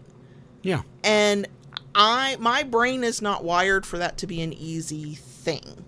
Like there's part my brain's not wired and part my life doesn't work that way. Because I'm wired a certain way, if there's things going on in my life, it's on my mind. It's on my mind when he's fucking me. It's on my mind when he's spanking me. It's on my mind. So, you know, if whatever feels to you based on who you are in your life, you can get to a meditative state, maybe. And even then, there's no fucking guarantee, because what you have to remember is it's a brain chemistry thing happen. It's serotonin, it's dopamine, it's this, it's that. Well, what if you take medications that inhibit some of that shit? Right. What if you don't feel good? Even without medication, everybody's different. What if you ate something that just fucked with you? Like, I mean, there's so many things, so many bits and pieces you would have to try to control that you can't always, you know? So, when we get to play, God, the last time we played, an October play party, it's been a hot minute. Yeah. It was an amazing scene. I was not in Subspace. I was relaxed, but that's not the same as Subspace for me. I have found... And it was amazing, and I would love to have that experience again. You know what I mean? I have found for myself, when we have played at home, I don't go in, I don't get... No. I think it's because, you know, home and always know, you know, as soon as we're done, we got stuff to do. Right. Yeah, or you can hear the dog needing you, or the cat, or the cat walks across the fucking bed, and there goes your concentration anyway, you know? You know, and when we played at a dungeon, it was much easier for me there, because it was easier for me to just let go at someplace like a dungeon when we were there. So Enchanted Wings asked the question, man, if I had the answer to this, I'd be a millionaire. Do you have any tips on letting go? Letting go for me became easier once trust was fully like cemented in. Like there's to my own detriment, if JB was a different kind of person, he can literally tell me anything and my response is, really? And he's like, I am lying to you. I am fucking with you. My trust runs so deep. If he says it, it's true. It's a power he has to be very careful with. He can't tease me. I'm no fun. No, I can't. But you know, sometimes there are times, man, it makes for such a great mind fuck. Yes. Once I realize I'm having my mind fuck. Like once I'm aware that, you mean the sky is purple? What? I mean, I'm not even gonna go fucking look if he tells me something crazy out of pocket. I'm gonna be like, oh, really? That's the level of trust. Look, it's a privilege, and that's why so few people in my life have ever gotten. He's gotten the most amount of trust of anybody I've ever known. So for me to let go, I have to know that I don't have to question a fucking thing that's happening. That, even with the way I trust JB, is rare, because I can trust him literally with my life, and I'm hyper aware that mistakes happen. Doesn't matter how much you trust somebody. So if an ounce of my anxious brain is like turned on in some way, I can be thinking, man, this feels really good. Oh, I hope he doesn't accidentally slip. Oh, I hope he doesn't trip. So I'm not the poster child for letting go. I just know it's what I need.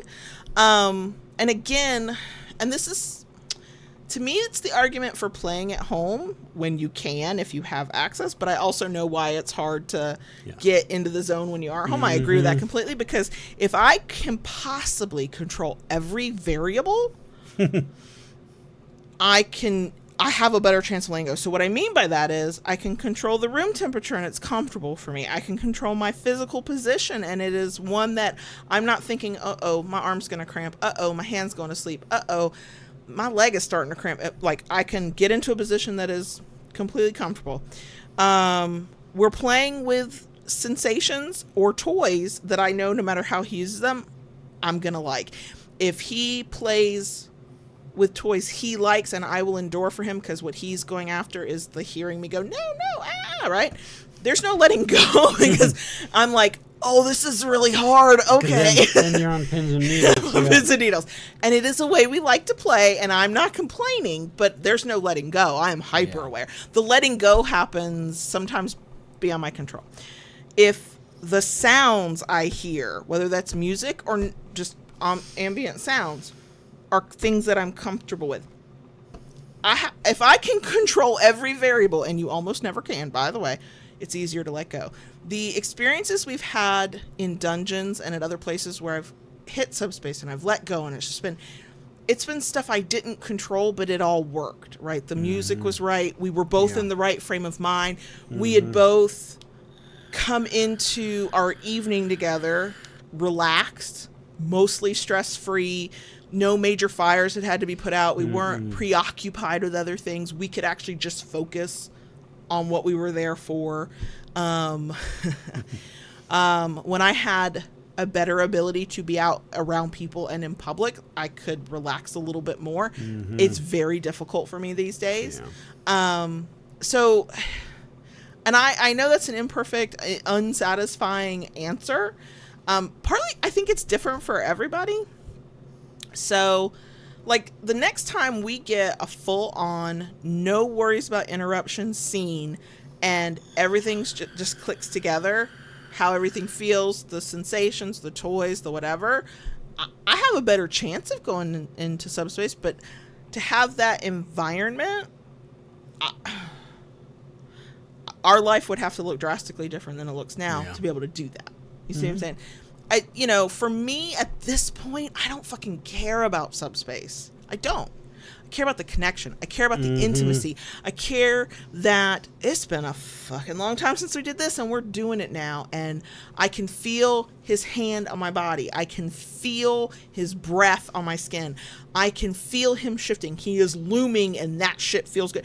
Those are the points for me that matter more than anything. Subspace is so far out of the realm of my mind.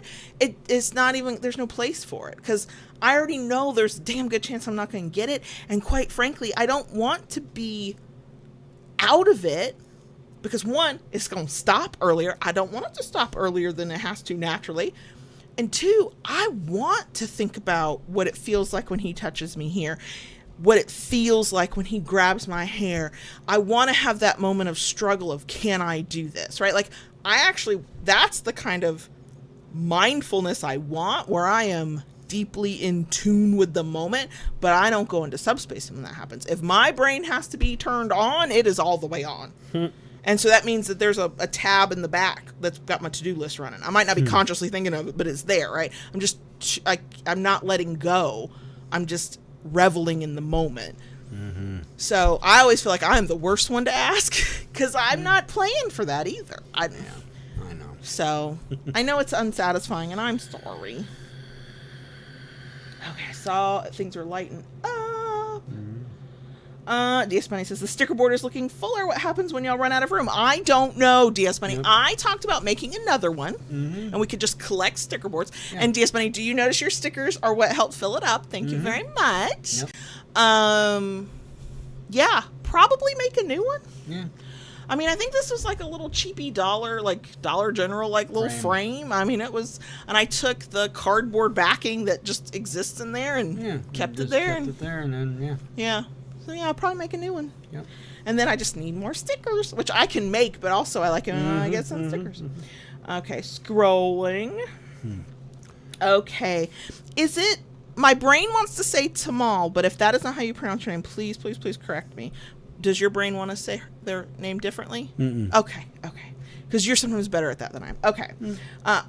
Tamal says, if I said that right, I'm sorry. I'm grateful for your podcast. I'm a 21 female dom, and listening to both of you taught me so much. Yay, we're glad. Do you have any advice for meeting friends and lifestyle outside of Munch's? You are the social butterfly. I am. I am. I would say, and I saw Mr. Spock already mention one thing, which is Discord. Yeah. There are a good number of groups on Discord. Oddly enough, Facebook has a lot of hidden groups. Yeah, a lot. A lot of hidden groups on there that are lifestyle. Where else? Obviously, FetLife. You have to weed through the shit and the crap. I mean, it's like any other social media site. It's got its good side. It's got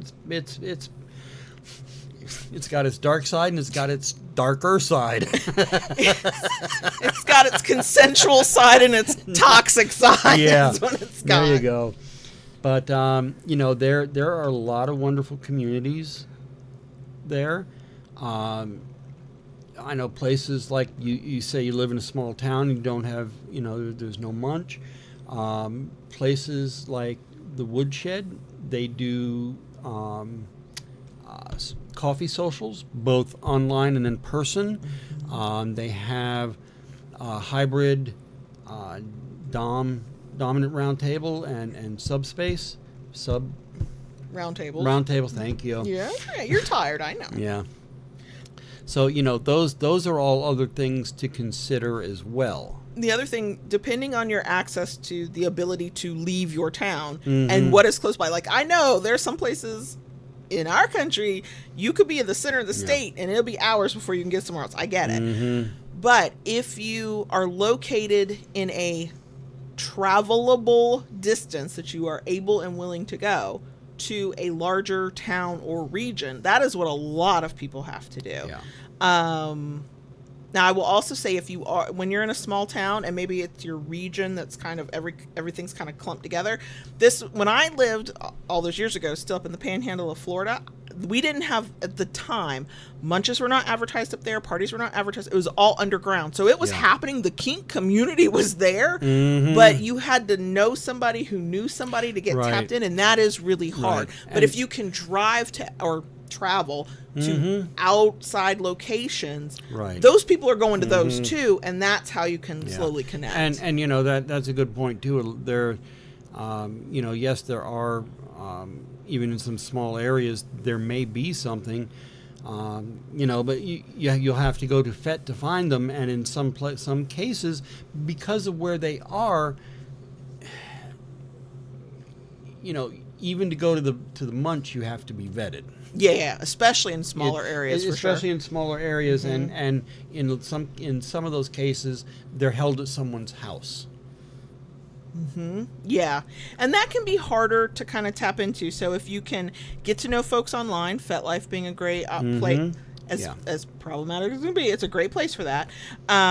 Or if you are part of a larger region where maybe you travel 45 minutes, an hour, 2 hours away, and you're willing and able to do it, the people who live near you probably are too. And then when you connect to them in those spaces where there's a lot more anonymity because it's outside where you live and it's just more people to pull from, if you can connect with them, and that's a time thing. Like I don't think you like march into that group thing and go, I'm going to quiz everybody on where they live. Are they part of, do they live where I live? You can't do that. It's a time thing. But if you can do that slowly over time, you find that you often find there's more closer to you, even if it's not within your city limits, than you think there is. 10 years ago, I lived in the Panhandle, and there was nothing that wasn't underground. And now they've got a whole area-wide traveling Munch, and I'm like, I would have gone to that. And they even hold parties. They do. They do so much now. Yeah. There's a lot that's going on there. So and Master Frostbright made a very good point. You could also start your own Munch. Yes. If you go on FetLife and you do a search, for your town on Fet, and you may see people popping up, and at that point, it may just be because it's not there. Right. Form the Munch and they will come. Absolutely. Yeah. Silent reminded us the people have spoken. Yeah, I see. And I'm so sorry to those of you who somehow think that popcorn is not an acceptable dinner. You're wrong. You've been outvoted. The people have spoken. And I agree with the people. And I didn't even vote. Okay? I left it to y'all. And so I didn't skew the numbers or anything. Sorry. Pinky asks, JB, how did you come to the conclusion that you were non-monogamous? Kayla, me. How did you handle that? I would be devastated because of my personality type, but Kayla handled it with grace. Kayla handled it with love, not grace. Yeah. Well, let me be very clear there. Let me say this first. It actually came up when we went to London. Did it? Yeah. I was thinking it came up at another time. Nope, it was in London, or might have been after we came home from London, but it was in one of those time frames. Okay. And you said to me, you have a poly heart. That's where it started, but I know where it ended up. So yeah, but go ahead. Okay. And then it just kind of went from there. He just loves people. People are drawn to him. And when I say, you can love people and not want to like spank them or fuck them, but like he would be drawn to people and they would be drawn to him. And if you can stand back and watch it and see it for what it is, you can't unsee it. We weren't doing anything about it at first. We ended up having a threesome, my first and so far only. I hope it's not my last. With a friend of ours, and I watched him kiss another human being, and I know what the Grinch felt when his heart grew 3 sizes too fucking big that day, because I would never have known how to describe feeling your heart swell with joy, but I watched them kiss in front of me and went and I before that I'd have told you I'm a jealous bitch who is yeah, you always talk about how you cut possessive, a bitch. right? Like, and I still joke that I might, but that's a different thing. I watched it. I felt compersion for the first time. And I was like, I fucking love this feeling. Now, here's what's funny. Since then, I'm not involved with any of his partners and don't really have any interest. But in that moment, it felt amazing. And because I had that feeling, it was a long weekend, no kids, lots of fucking, lots of nudity, lots of figuring out boundaries in the moment. And that was... Because that's when I say I did not handle it with grace. I just handled it with love. I knew I loved him. I knew he loved me. That has never been the thing I've ever worried about. So we figured we were putting boundaries in place, like in between body parts being inserted in other body parts. Because in real time I was figuring out, oh no, I don't like that. Oh, okay, I like that, right? So that's kind of where it sort of started. And then as we had the conversation and he got to explore the thing that he he's always been, and I said this to him, and I think I hurt his feelings, but because sometimes I'm blunt, I said, I think if we had not gotten to this point, you might not have wanted to, and you might not have acted on it, but you would have been tempted to cheat because you love people. And I don't mean people person, extrovert. I mean, he makes connections with people and he wants to keep connecting. And knowing who I am to him, knowing who he is, knowing that I have the capacity to be okay with it, knowing that there are times I wouldn't mind finding that kind of connection for myself, but I'm a big project, so I know why I don't. It's fine. I wasn't gonna deny him that. My possessiveness, my joking possessiveness, has always come from a place of insecurity, except when somebody pisses me off and they have tried to be an ass to the man I love. Now I will cut a bitch because I don't have, no, do not fuck with him in that way. He is too fucking good of a human being. I get pissed on that, but that's not possessiveness, that's protectiveness. That's different. The problems I've had with it, the ways I've had to learn how to handle shit with grace, it's always been my own insecurities. It's never been because he treated me differently, made me feel unloved, placed one relationship over another in a detriment to our marriage, our family, our business. It's never been that. It has always been, I don't think I'm enough. That has always been it. Every fucking time. He's getting something from somebody else he can't get from me. It's because I'm lacking. Those are the thoughts I have. Those are the things I have to work through every fucking time. Now, pre-JB, there's not a soul I could have done this with before him. Not a single relationship I ever had with another human being was strong enough for me to be willing to look my insecurities in the face and go, bitch, we got shit to work on, right? Like, and it's been tested. It's been tested in really casual stuff. It's been tested when he literally leaves the state and gets like on a plane and goes somewhere. It gets fucking tested. But it never tests the bonds of our relationship. It tests me. And not everybody wants to be fucking tested like that. Not everybody should. Like, monogamy or non-monogamy, neither of those should be compulsory, right? Like, I think we should all look at our choices with open eyes and investigate. What would it mean if I did different than whatever I'm doing, right? And then make the actual choice. The choice is to be monogamous. The choice is to be non-monogamous. Being non-monogamous has given me the freedom to, I would have had the freedom before, but I wouldn't have thought I could talk about it. I fantasize about somebody else. We send thirst traps back and forth to one another. I saw this person's ass. I thought you'd like it, right? Like we can do that with one another. I can think, wow, what would it be like to go on a date with somebody else? What would it be like to get kinky with somebody else? And I could know that if that second lightning bolt ever struck and somebody had the patience to work through all of this, I could go fucking find out if I wanted, right? Like, we've given each other that freedom. Yeah. Part of why I'm so, I don't know if I come across it to y'all, but I feel it now, why I'm so fucking confident in myself as a submissive and as JB's partner is because I faced those insecurities. I still face them.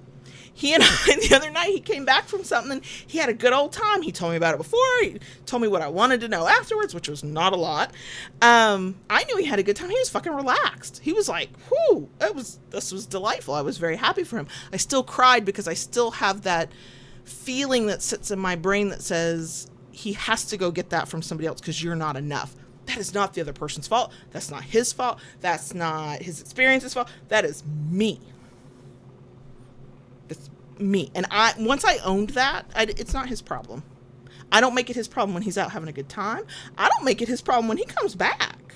I try not to let him see I'm struggling. He gets mad at me because I try to hide that from him. That's the childhood trauma, okay? But, I saw who he was with other people when we were in spaces where he could just explore, not explore physically, but you could tell there was some emotional exploration. And I got to witness it, and that made me a little bit more comfortable. I got to experience compersion, and that was fucking eye-opening. And so then I went, I see who you are. I see who you are, and I'm going to let you just go be who you are, and I know you're going to come home to me. And he does. And, you know, the thing is I get to have sort of, this is not me being my best self, I get to have the, yeah, I'm the one he comes home to kind of vibe. Like, that's not nice. It's not my best self. I am not proud of it. But let me reiterate, the things I go through and the feelings I have are my own insecurities. So that is my insecurity rearing its head. But I do know he's going to come home to me, and when he's home, here's the thing, and I try to make this for him so he can have this experience. When he's with another partner, I'm not don't make me a priority. You will only hear from me if it's on fire, blown up, or the cops are here, okay? I'm going to leave you the fuck alone to go do your thing. We have put in place, I need to kind of have a sense of where you physically are. Not like I'm in this bedroom with this person, but like I'm in this town, I'm at this location. He'll text me when they're moving between spaces, right? I just need to know that because I need that. But I'm going to leave him alone. When he comes home and it's time for him and me, it's him and me. It didn't feel like there's other people. It's us. And that works, you know? I want him to let his partners feel like a priority when he's with them and when he's interacting with them. I don't get up in the middle of his texting. I'm like, I might get annoyed if I was trying to talk to him and I didn't know he was texting and he didn't tell me he was texting. It was like, hey, can I tell you something? And well, I need to wait. I wish you had told me. That's a married person thing, and we don't always listen to one another. Like, that's what that is. But yeah, I mean, it's not for everybody. If you know that it's not insecurities you're feeling, or even if you know it is insecurities you're feeling, you're like, I don't fucking care, I don't want to do it. Don't fucking do it. Do not do it. Me of 10 years ago, when we first got together, couldn't have done it. Wasn't secure enough. No. Was not cemented in my spot with him. Did not feel it at the depths that I've felt it since then. But it's not for everybody. Not at all. So, yeah. I'm sorry I rambled. I'm sorry for being who now, you are. the part you did not really answer is, how did you come to the conclusion that you were non-monogamous in general? When was that for you? And how was that for you?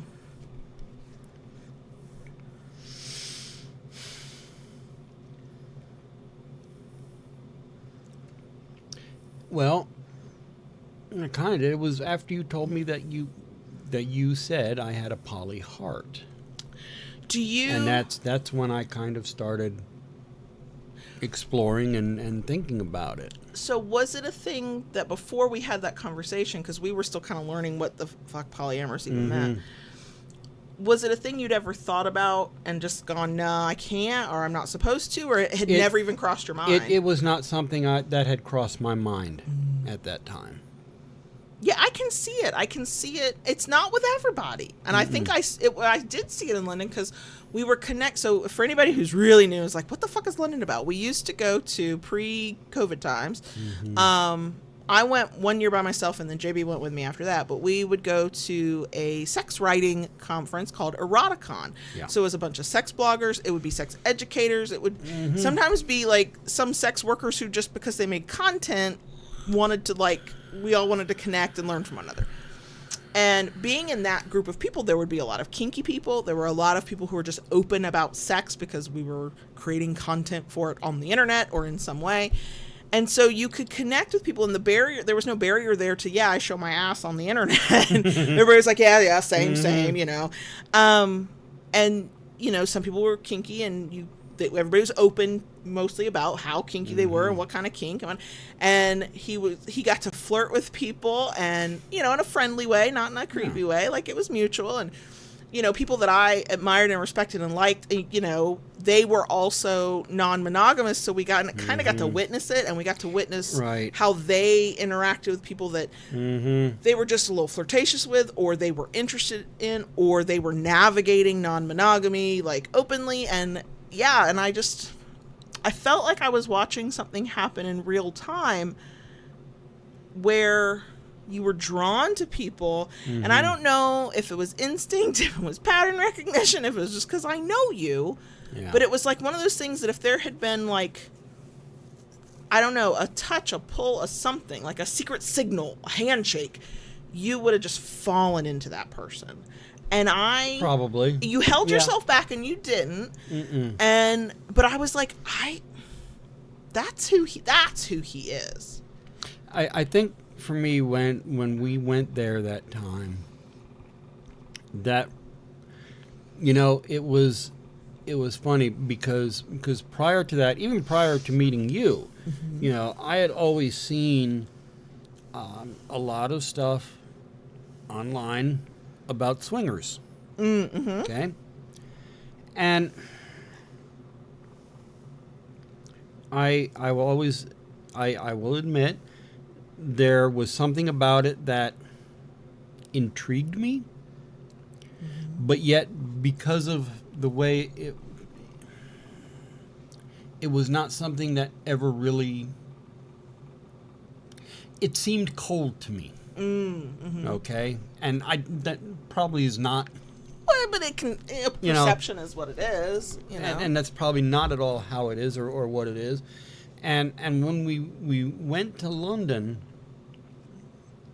and I saw other people, you know, not just hooking up for the sake of hooking up, but they were like all in. Right. There, You know. there was the intimacy, there was the Yeah. vulnerability, it was more. And I'm with you on this. Let us be clear. Because swinging would not be for either of us does not mean either of us thinks there's anything wrong with it. No, It's just not for absolutely us. not. I think I have kind of figured out, I personally am probably somewhere on the demisexual realm, because I need intimacy and connection, but it takes a hot minute to get there. Thank you very much. But yeah, I've never had any interest in swinging. For me, swinging requires that I have to not give a single fuck about what I look like and go, yeah, that one looks good, and have sex. And I'm not wired that way either. But I mean, I'm glad you were able to explore it. I'm glad I wish we had more of the types of experiences we had, like the threesome and the getting to be around more non-monogamous people and I'm not a flirt. If you flirt with me, I might be confused, but I will think you're friendly and will respond in a friendly way. Mostly. You know, it's the one thing I think non-monogamy has given me permission to do. I would have felt guilt around it otherwise. Okay. I don't think anybody should feel guilt about it, no matter how monogamous you are or are not. Sometimes I want the thrill of that first flush of desire, of interest, of the flirtation, of we've never kissed, what's this going to be like? What is it going to feel like? What are they going to do? Like, you and I know one another. Yeah. I would not give that up for the fucking world. We're going out like Thelma and Louise. Be prepared. I've already told my children he'll be stuffed and leaned up against the mantle. Everybody just get ready. He's not going any fucking where until I'm good and goddamn ready for him to. Look, neither of us wants to be buried anyway. We want to be cremated. You better mix our ashes together, okay? We are together for fucking ever. And without non-monogamy and my growing comfort with it, I would feel a lot of guilt about having that moment of thought or of kind of wishing for that flush of new desire where you see a person and you go, oh yeah, I think, well, based on whatever physical appearance, personality, whatever, that person is intriguing. Let me go do something about that. You have to be the person doing something about it over here. I'm not doing shit except to maybe respond politely.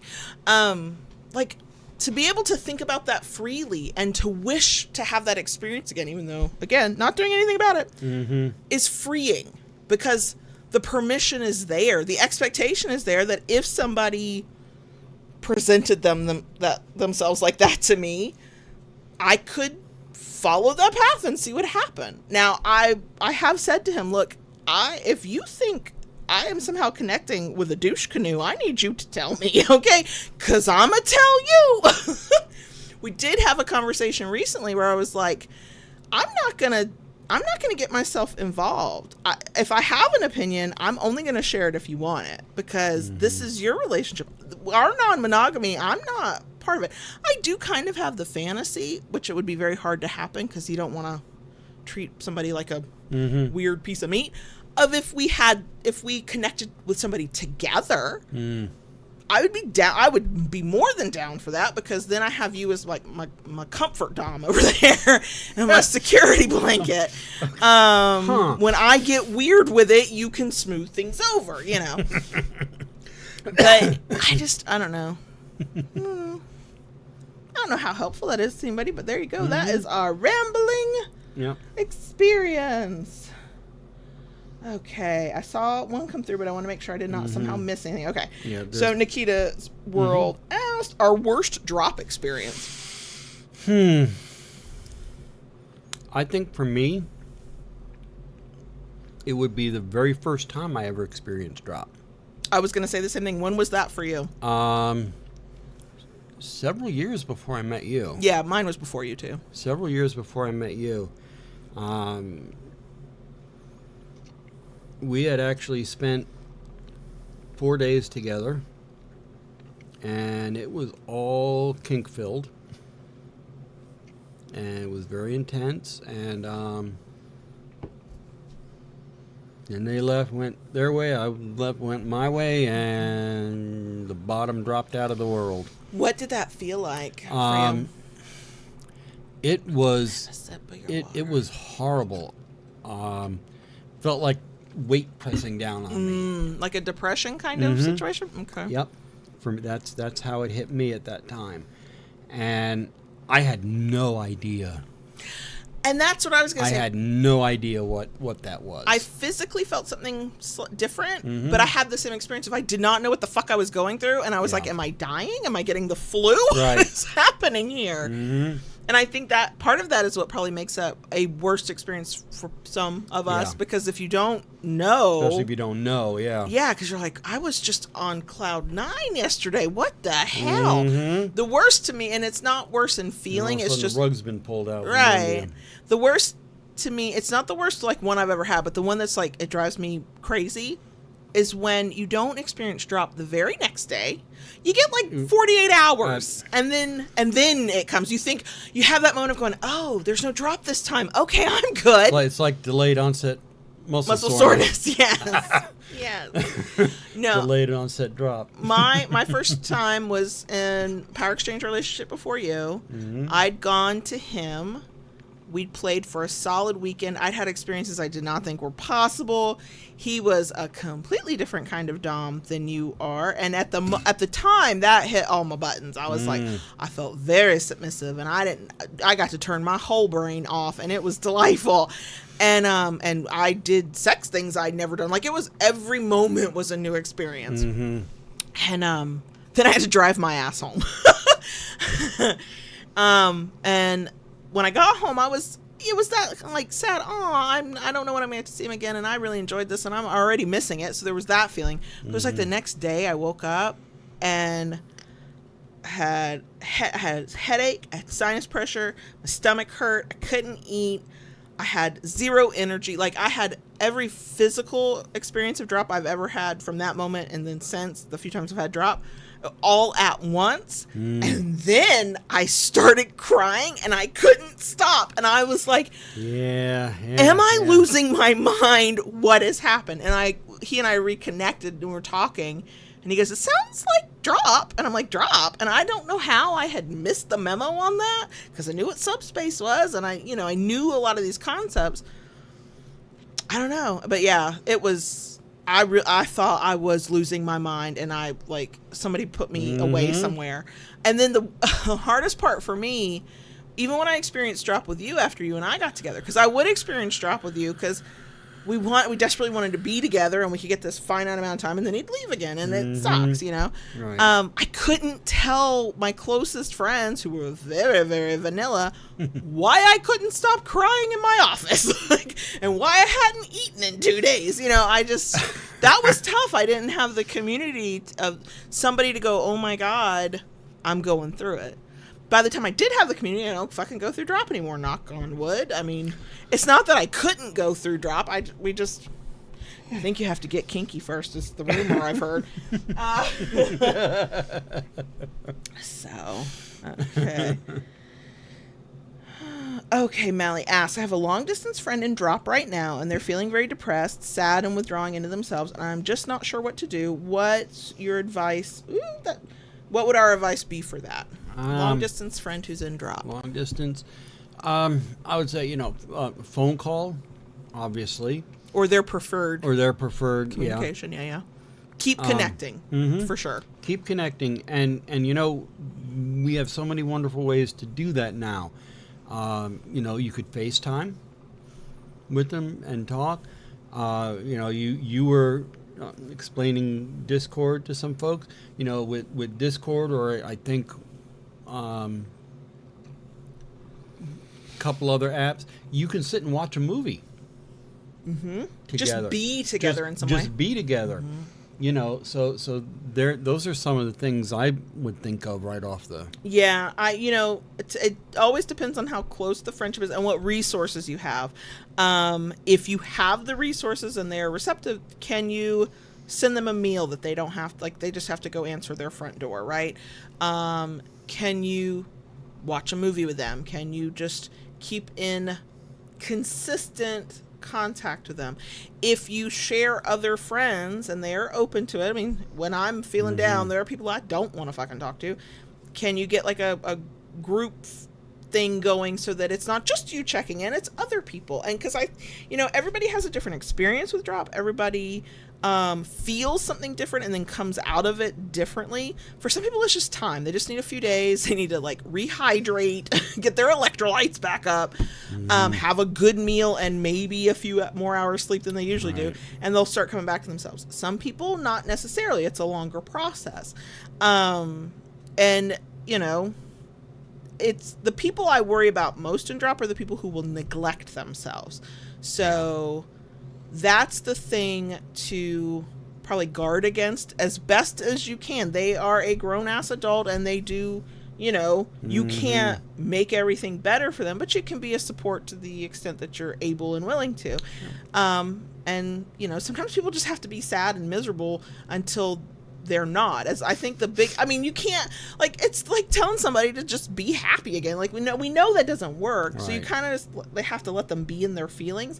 I think the important thing is they are reminded they're not alone, because our lying liar brains will lie to us, even in something like drop, which is mostly a brain chemistry thing. What goes up's got to come back down, right? And just I think most of the time, if somebody knows that you're there and you're reaching out gently, in the way that works. And again, if you can get more than just you, because that's exhausting, to be the person who's really worried about another individual. I've had that experience when I've been real fucking worried about somebody and losing sleep, and I'm trying to brainstorm fixes, and 3 days later they're fine again, and I'm I am now a wreck. So take care of yourself too. But yeah, it all depends on the how they're experiencing the reason for it. When I would have drop, just because it was a real intense scene and I still got to see his face the next day, that was a different experience of drop than we had all the high emotions and the crazy scenes and all the subspace, and then I knew I wasn't going to see him for 2 months. That was a different experience with it.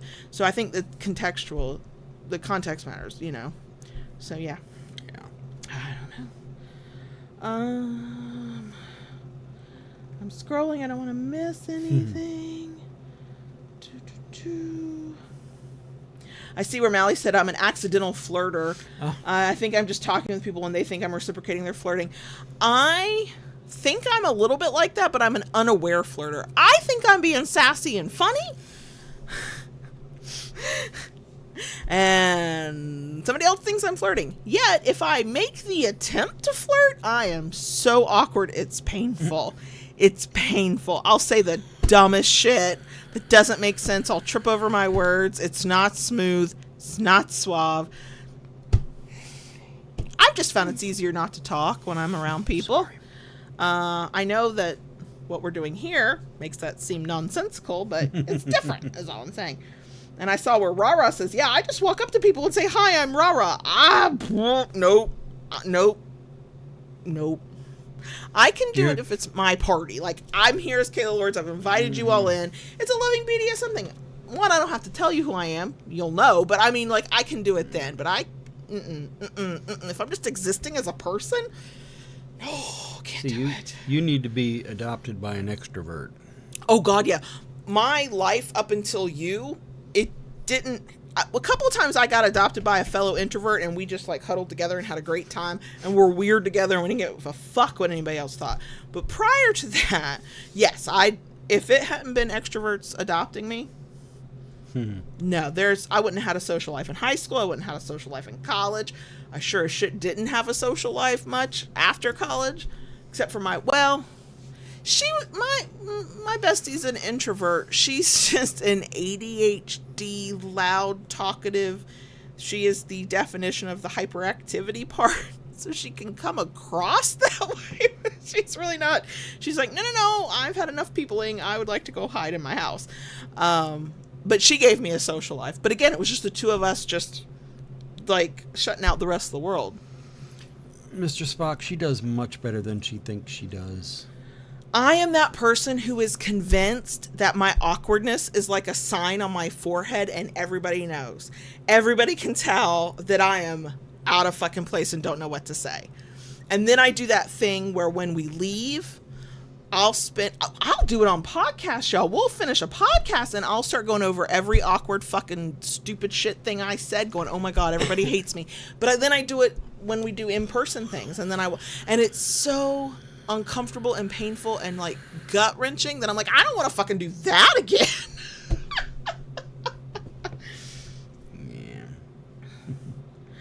I find that very charming, Silent. Silent said, if it makes you feel better, the first thing X ever said to me was, hey, do you like toast? That's a conversation I could get behind.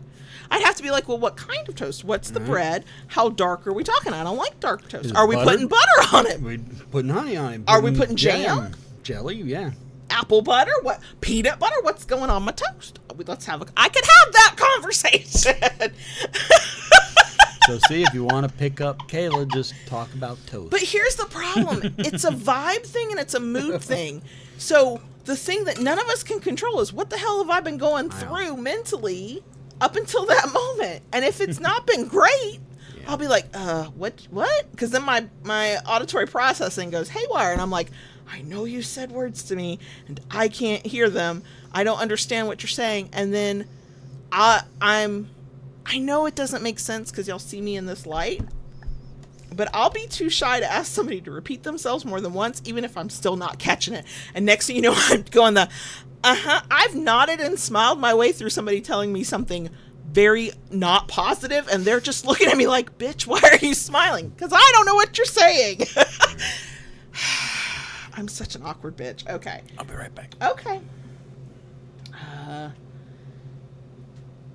So Mr. Spock points out, you talked fine around everyone last year when we did the first annual Loving BDSM conference adjacent gathering. Everybody there is somebody I have talked to online so often. That's why I said you do better than you think you do. In that context, I felt like I knew y'all.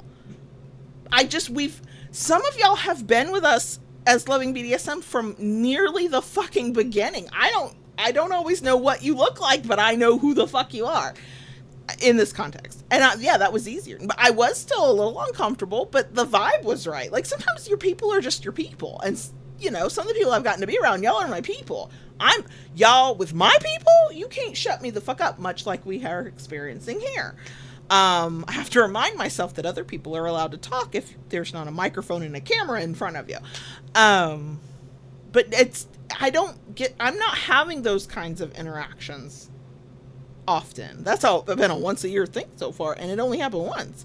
Other places it's weird. I am more uncomfortable if people don't know who I am as Kayla Lords. And yet, when somebody has like a Kayla Lord sighting and they're happy to see me, I am happy to see them. I think it's really cool when somebody's like, oh my God, I watch your videos, or oh my God, I listen to your podcast. I think that's great. It's wild to me because I'm like, I am just a goofball. I'm a normal human being goofball.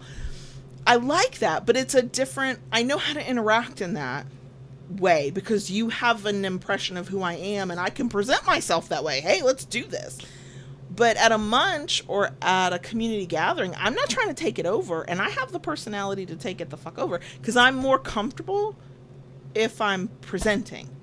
If I'm there as Kayla Lords Loving BDSM instead of just Kayla Lords the person. The person is so awkward. The presenter's fine. The person is awkward as fuck. Let's see. Christy says, people generally do not flirt with me or approach me. Same. I'm mostly comfortable with that, except, you know, when I'm like, I might want to be flirted with or approached, except I wouldn't know what the fuck to do if they did, so I don't know, maybe not. Let's see. Andre says, or offer me bacon. If it's cooked properly, that shit better be crunchy. Look, if you want to talk about toast and bacon, I'm down for it. Again, the toast can't be too crunchy. Bacon better be too crunchy. So, you know. You know, I love cinnamon toast, and I never make myself cinnamon toast. But I'll butter the shit out of toast. So, X, you said, my face is on the internet, on every author profile, on every social media site I'm on. You know, it's funny. I know that's true, and yet when I see your face, I'm like, oh, yeah, that's what X looks like every time. Yeah. Rah, that is so right. I have the problem that everyone acts like they know me and we're friends, and I have no idea who they are. The hard part, as much as I do not mind if somebody comes up and is like, I know who you are, you're Kayla, I listen to your podcast, right? Y'all will always know more about me than I know about you. Y'all remember shit I've said better than I do, quite frankly. And it is weird. It's like, oh, yeah, hi, stranger who knows me, and I don't know who you are. Hi, you know, it goes like that. So. Silent, I in a way, in my non-kink life, I feel the same way. Silent says, if people knew what I looked like, then I would feel so perceived and just, no. In my non-kink life, I don't like being perceived. It freaks me out. I don't want people to know who I actually am when I have to, like, just be a non-kink person in the world. Nope, you don't need my name. We're good. Just don't stare too long and leave me the fuck alone. So.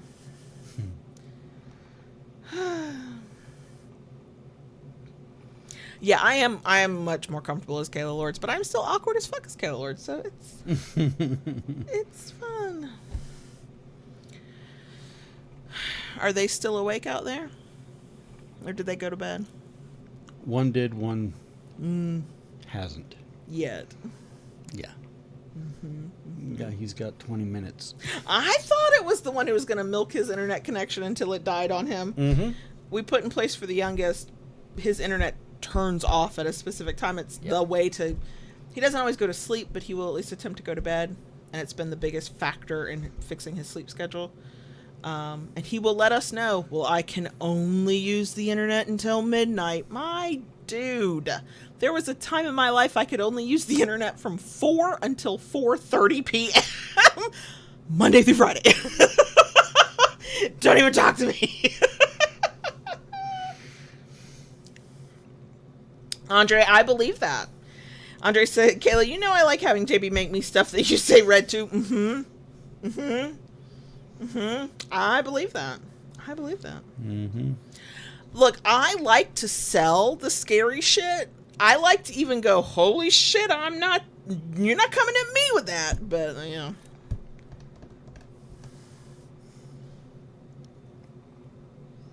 Christy, that's true. Christy said, that's the issue, Kayla. We have listened for so long, you almost seem like friends, but it would be so creeped out if anyone approached that way. Yeah. You know, the first time it happened in the grocery store, that was both the coolest and the weirdest thing I've ever experienced. I don't expect it if I go to Go ahead. I don't expect it if we go to a community event. I go to so few, y'all. I don't expect it at all when it happens. So it's delightful when it does, but I'm not sitting around going, does anybody know who I am? I'm kind of going, I kind of hope nobody knows who I am. Except then I'm like, oh, nobody knows who I am, so if I act all awkward, I'll just be awkward and not quirky Kayla Lawrence. So I'll just sit here and be quiet. But when it happened in the grocery store, I was like, I'm not a celebrity, but I'm okay with this moment. What was funny was the person saw me in the grocery store. We talked for a minute. They were real friendly, did a selfie. That was fine. And then you did that thing where you say goodbye to the person, and then we saw one another down multiple aisles. I was like, We said a premature goodbye, clearly. I don't think I've ever had an experience like that out in the wild. Not that I'm aware of, no. I know it happens to me at Munch's, go to the dungeon and this and that. I think the funniest one, though, was I was at a workshop and I was asking, it was after he did all the demonstrations and, Q&A time, and I'm up there and I'm talking to him, asking some questions, and he's like, I know you. I'm like, what? I don't think so. We've never met before. He goes, no, your voice. I know your voice. How do I know your voice? And then... Yeah, and I know you told me the story and I can't remember now. Was it, how do I know your voice? And you went, I have a podcast? Or did that person come up? I think it registered Gotcha. after. Yeah. Well, Silent said here, I think Kayla and JB are a few people I could actually comfortably approach, and they'd have no idea who I was. Only until you spoke, Silent. I have heard you on Discord. I know what you sound like. And then I'd be like, oh, okay. Yeah. So, but it's weird because the few times I've gone out to do community things, I don't want to take over anybody's space because I know what I'm capable of, okay? So I try to just be quiet and just be low key and just be Kayla Lords the person. Yeah. But I know if I showed up like this, I'd be more comfortable. Pretty sure I'd exhaust people in real life because this is a lot.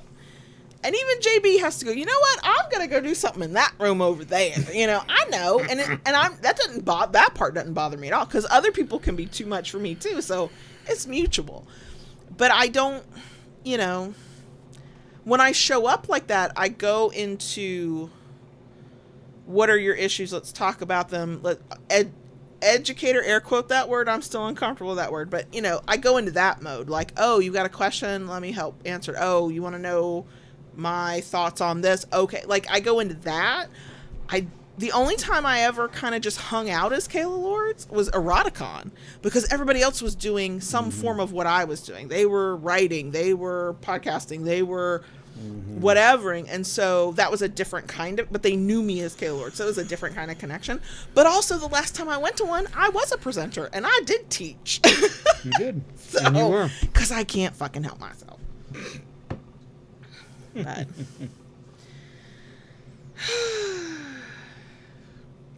So, I don't know. Sometimes I wish I could just be this side of myself most of the time.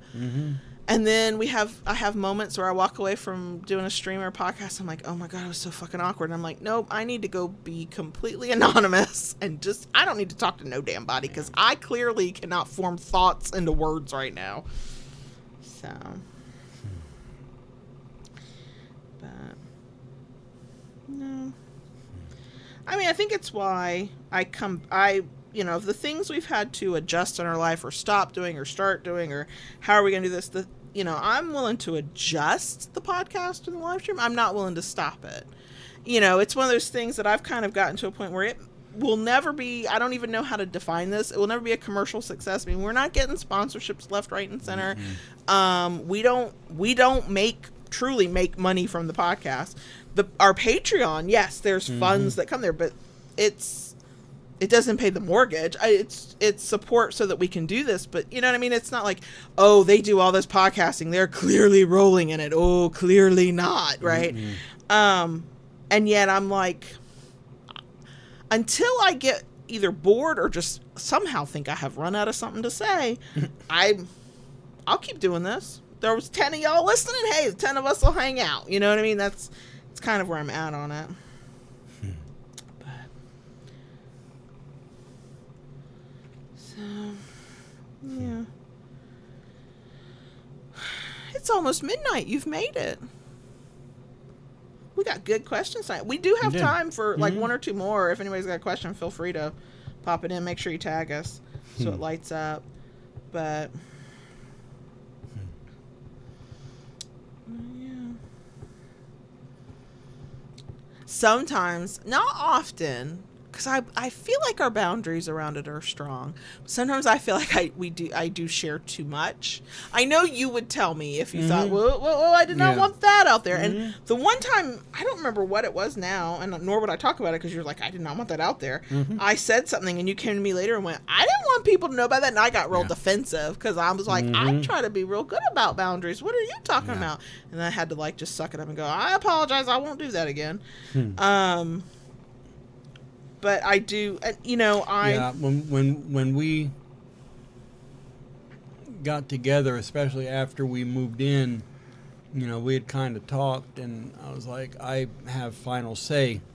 Yes. On what you publish, because that time it was still pretty much blogging. Yes. And because it was about us. If it was just about me, you didn't. But if it involved you, and I don't think with the blog I ever. No. Did. There was one time with the podcast. See, and I was thinking there was one time there was a blog post that even I questioned, and I wrote it up, and it was a draft, or I did a Google Doc or something. Yes. And I think it wasn't really a veto, like you can never, but it was either can you change this or can you wait or something. Yeah. But it was one even I questioned. I was like, should I even write this?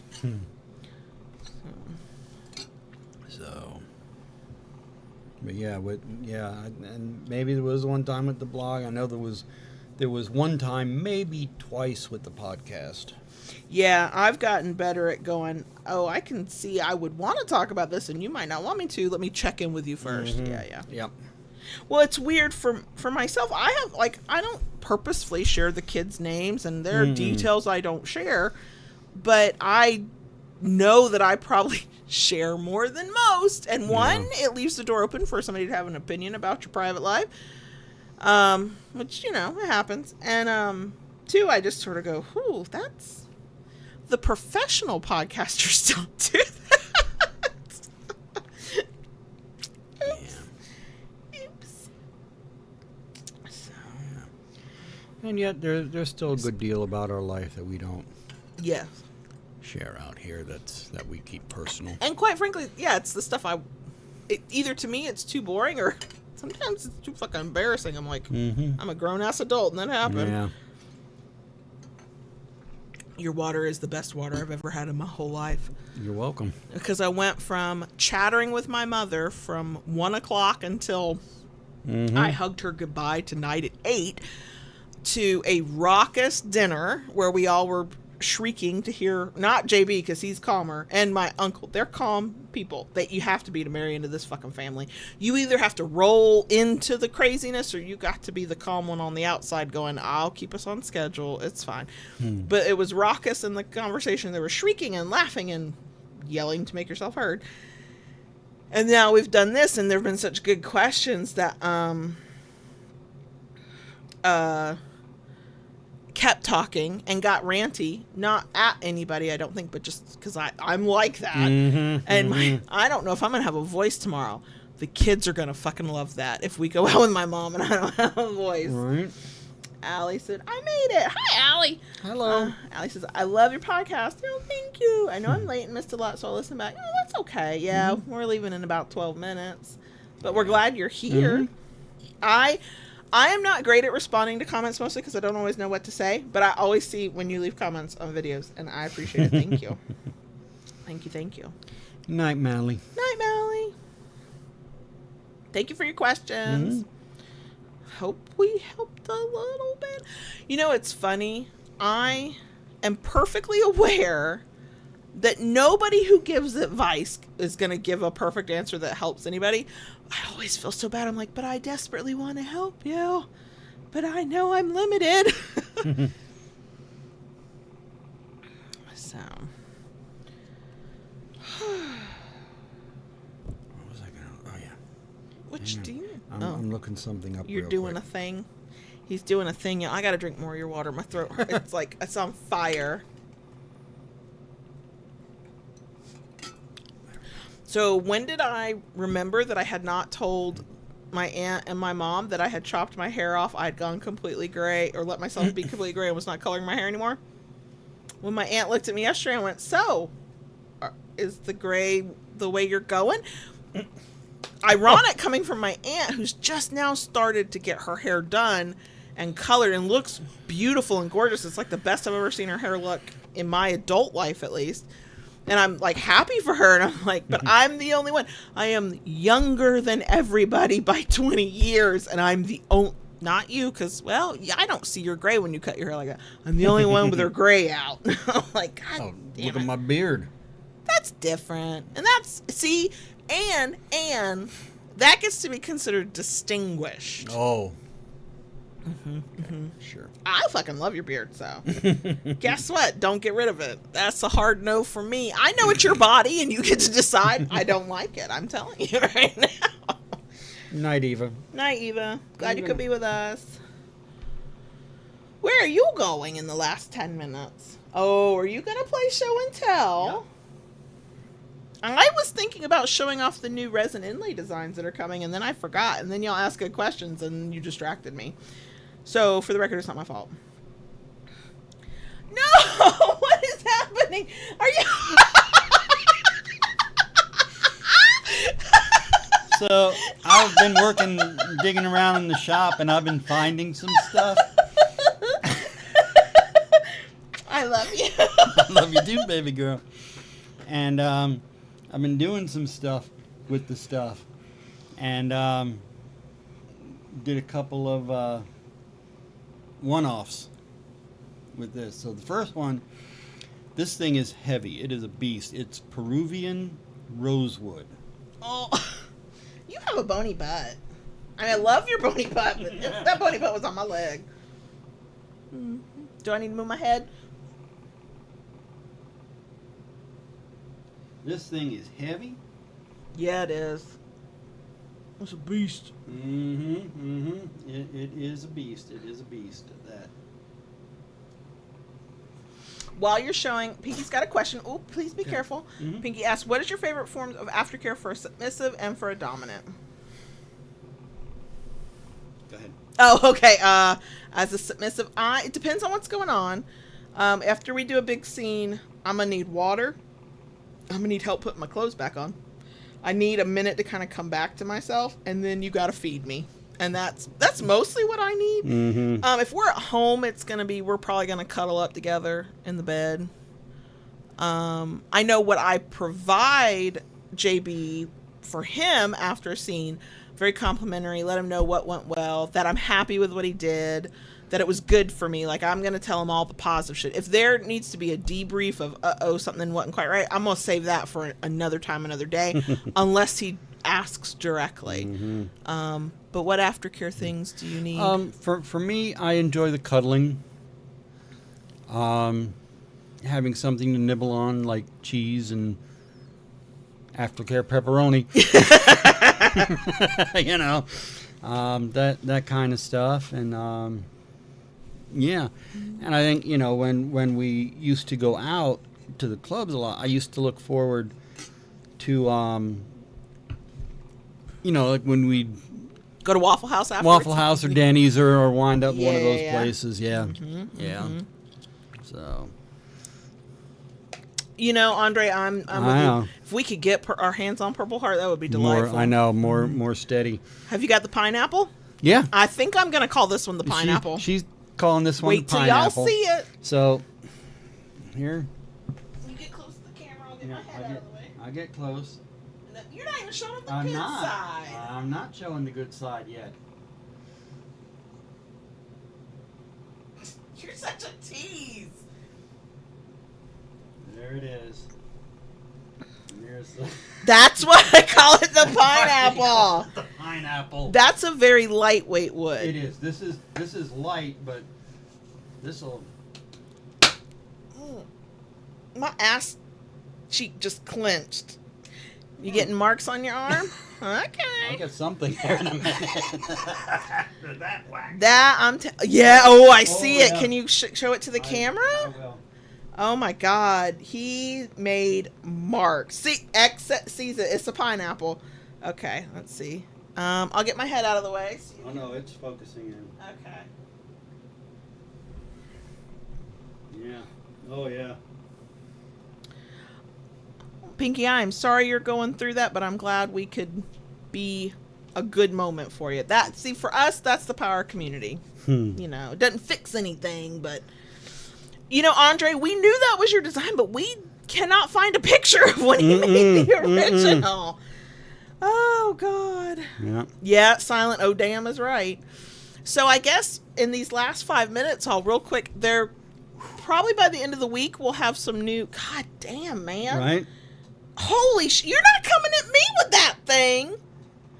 That's darkened more. I think you need to show it off again. That's darker than right after you first smacked with it. Donza, they're going to be one-off, so it's a first come, first serve. I think we're hoping by middle to end of next week to like put an email. I'll go out and email before I'll put it up on social media. That's through the Kinkery, thekinkery.com. If you are not on our email list, you can sign up for it and get a 10% off coupon.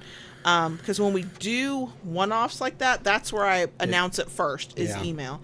And with the one-offs like that, it's first come, first serve. Yeah. And we price them at a premium because there's not going to be another one just like it. But I'm going to go get the new designs for the resin inlays. Those are going to be released at the same time. These are for our small paddles, our 12-inch paddles. Hold on. Show that off. That's dark. That is getting darker.